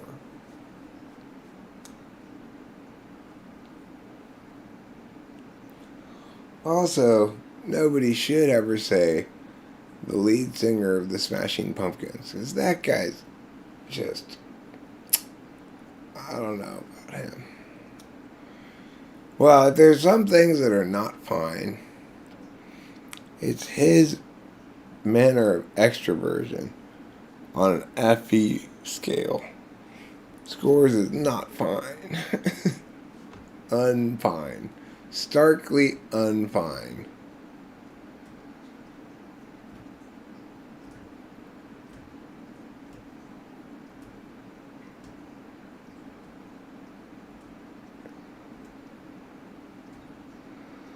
By 2020, the polar bear that is my heart won't have any ice caps left to stand on. Well, they'll be fine. They'll just eat something like Land seals. They just start eating land seals. Just, they're fine. Space Between, you're fine. I'm fine. They're fine. Oh, I bet he is. I bet that Smashing Pumpkins guy is a big Andre Vasilevsky fan. Can you believe in logic in a young girl's heart? Telling things apart with their meow meow meow mart. You're fine, Space Between. Just relax. You're getting all stressed out about stuff. Just relax. Okay? I want you to tingle and touch your inner yodeler right now. Okay? Feel your inner yodeler tingle. And I want to reach inside you. Reach inside and you touch it. Jostle it a bit. Maybe finger it, maybe stroke it. Now, is it saying to you, yodeling? Ooh. If it is, that you've accomplished what you're going. If not, you need to continue to stroke it longer. Okay? Once you're done yodeling, I would like you to eat some yogurt.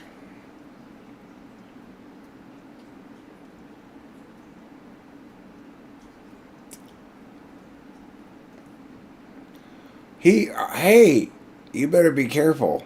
You're laughing your ass off.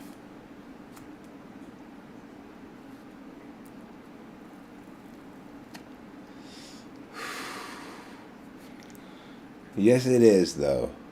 Yes, it is.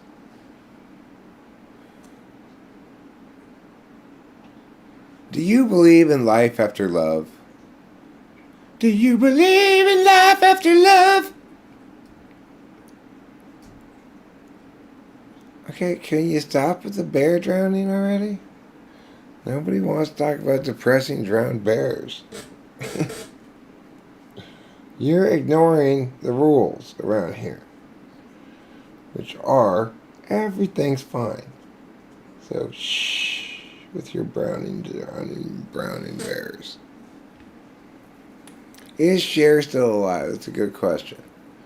Every time I go to the supermarket, I look at the magazines at the checkout line and I say, are these people dead? Sometimes the answer is yes, sometimes no. Like, why do they have at the supermarket line a magazine with Princess Diana on the cover of it? She's dead. They also have one with Paul McCartney on the cover of it. He's still alive, but why is he on the cover of the magazine?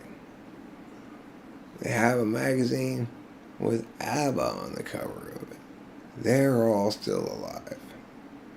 They have a magazine with Elvis on the cover of it. He's dead.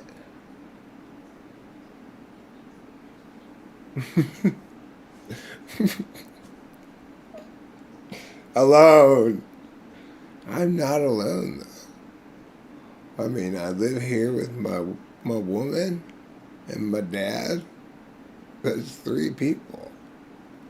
I got my daughter that I see all the time, relatively often. Plus, I got all of you wonderful people. That's already more people than I know what to do with. I am very much not alone. She's asleep. Just because I'm not sitting next to somebody right now at this moment doesn't mean I'm alone. So are you suggesting that if I had gone to bed earlier, I'd be fine? But since I insist on live streaming with all of you people, I'm alone.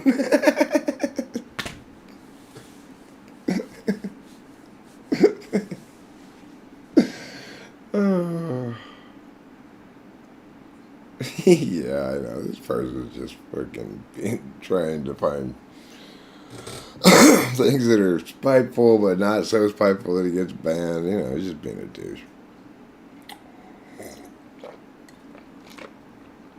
I am doomed to a life of servitude. Oh, but believe it. Find those capers. I found your parents' car. You're right, you did.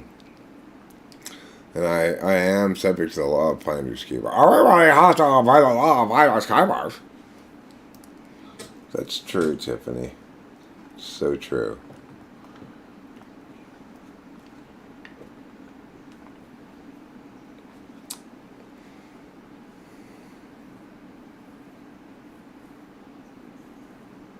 Of what? I don't have any sheep, though. It makes me wish I did have some sheep. Some fluffy white sheep out there. Eating grass. Getting their wool taken off of them. I can make my own sweaters with the sheep's wool. I can make my own cashmere sweater. I've always liked the feeling of cashmere. It's one of my gayer proclivities. It's so soft, though. You know, have you felt it before? Yeah, sure. It's pretty gay to like cashmere, but yeah, it is so soft. So soft. It's like the softest thing ever. If you ever actually felt it before, it's really soft.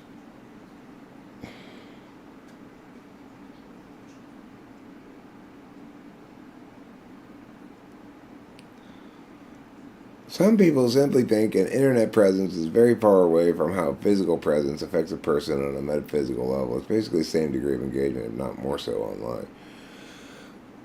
Well,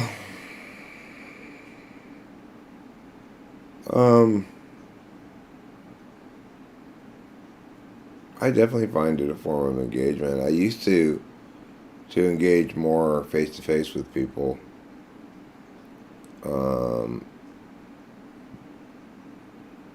One of my gayer proclivities is an excellent dog name.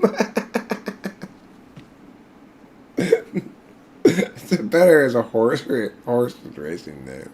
All one word, you know. Oh, that's one of my gayer proclivities. Coming around for the home stretch.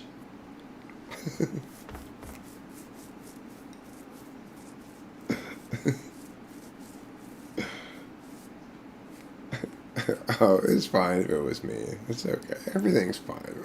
Well, it's all fine. That's what we're feeling right now. It's just fine.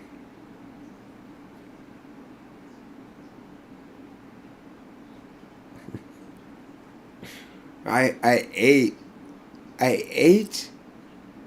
7 weenies today. Okay. I ate 7 Farmer John wieners, hot dogs. Now, lately, Tiffany's been telling me that she only wants to eat plump and meaty brand meat plumpers when we get hot dogs. She's been quite insistent on it. But I've yet to find them in the store. You've only looked at one store. I don't think they exist. They exist, I tell you. From now on, we have to get plump and meaty brand meat plumpers. I refuse to eat regular hot dogs, so I will be eating meat plumpers. I don't think meat plumpers exist. I've seen the commercial. It's got the boy in it who says, he takes a bite of it after he eats it and says, plump and meaty.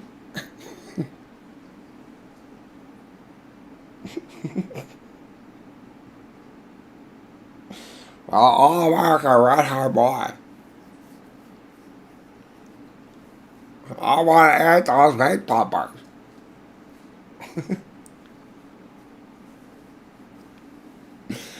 Only plump and meaty brown meat plumpers will do.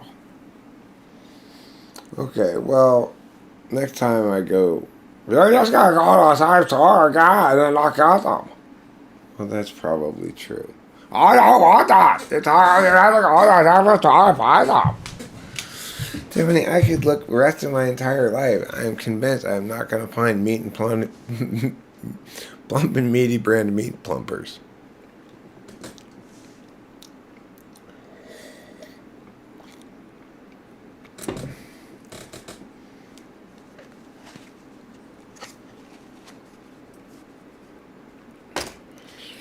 These are the kind of things I have to do around here. It's tough living with Tiffany. Thank you, Rachel. This is why you and I are a good match. Oh no! Is that guy gone? I can prove to him that I'm not alone now. See? My girlfriend's here.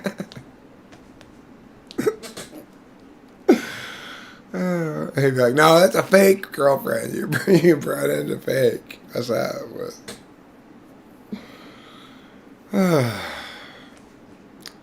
Well, I guess I'm going to wrap this up here.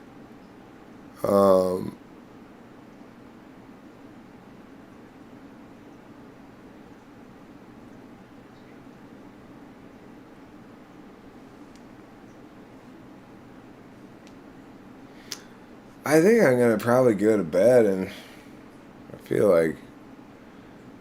like making sleep. Feel like making sleep right now. Maybe I can go to sleep now if I go to bed.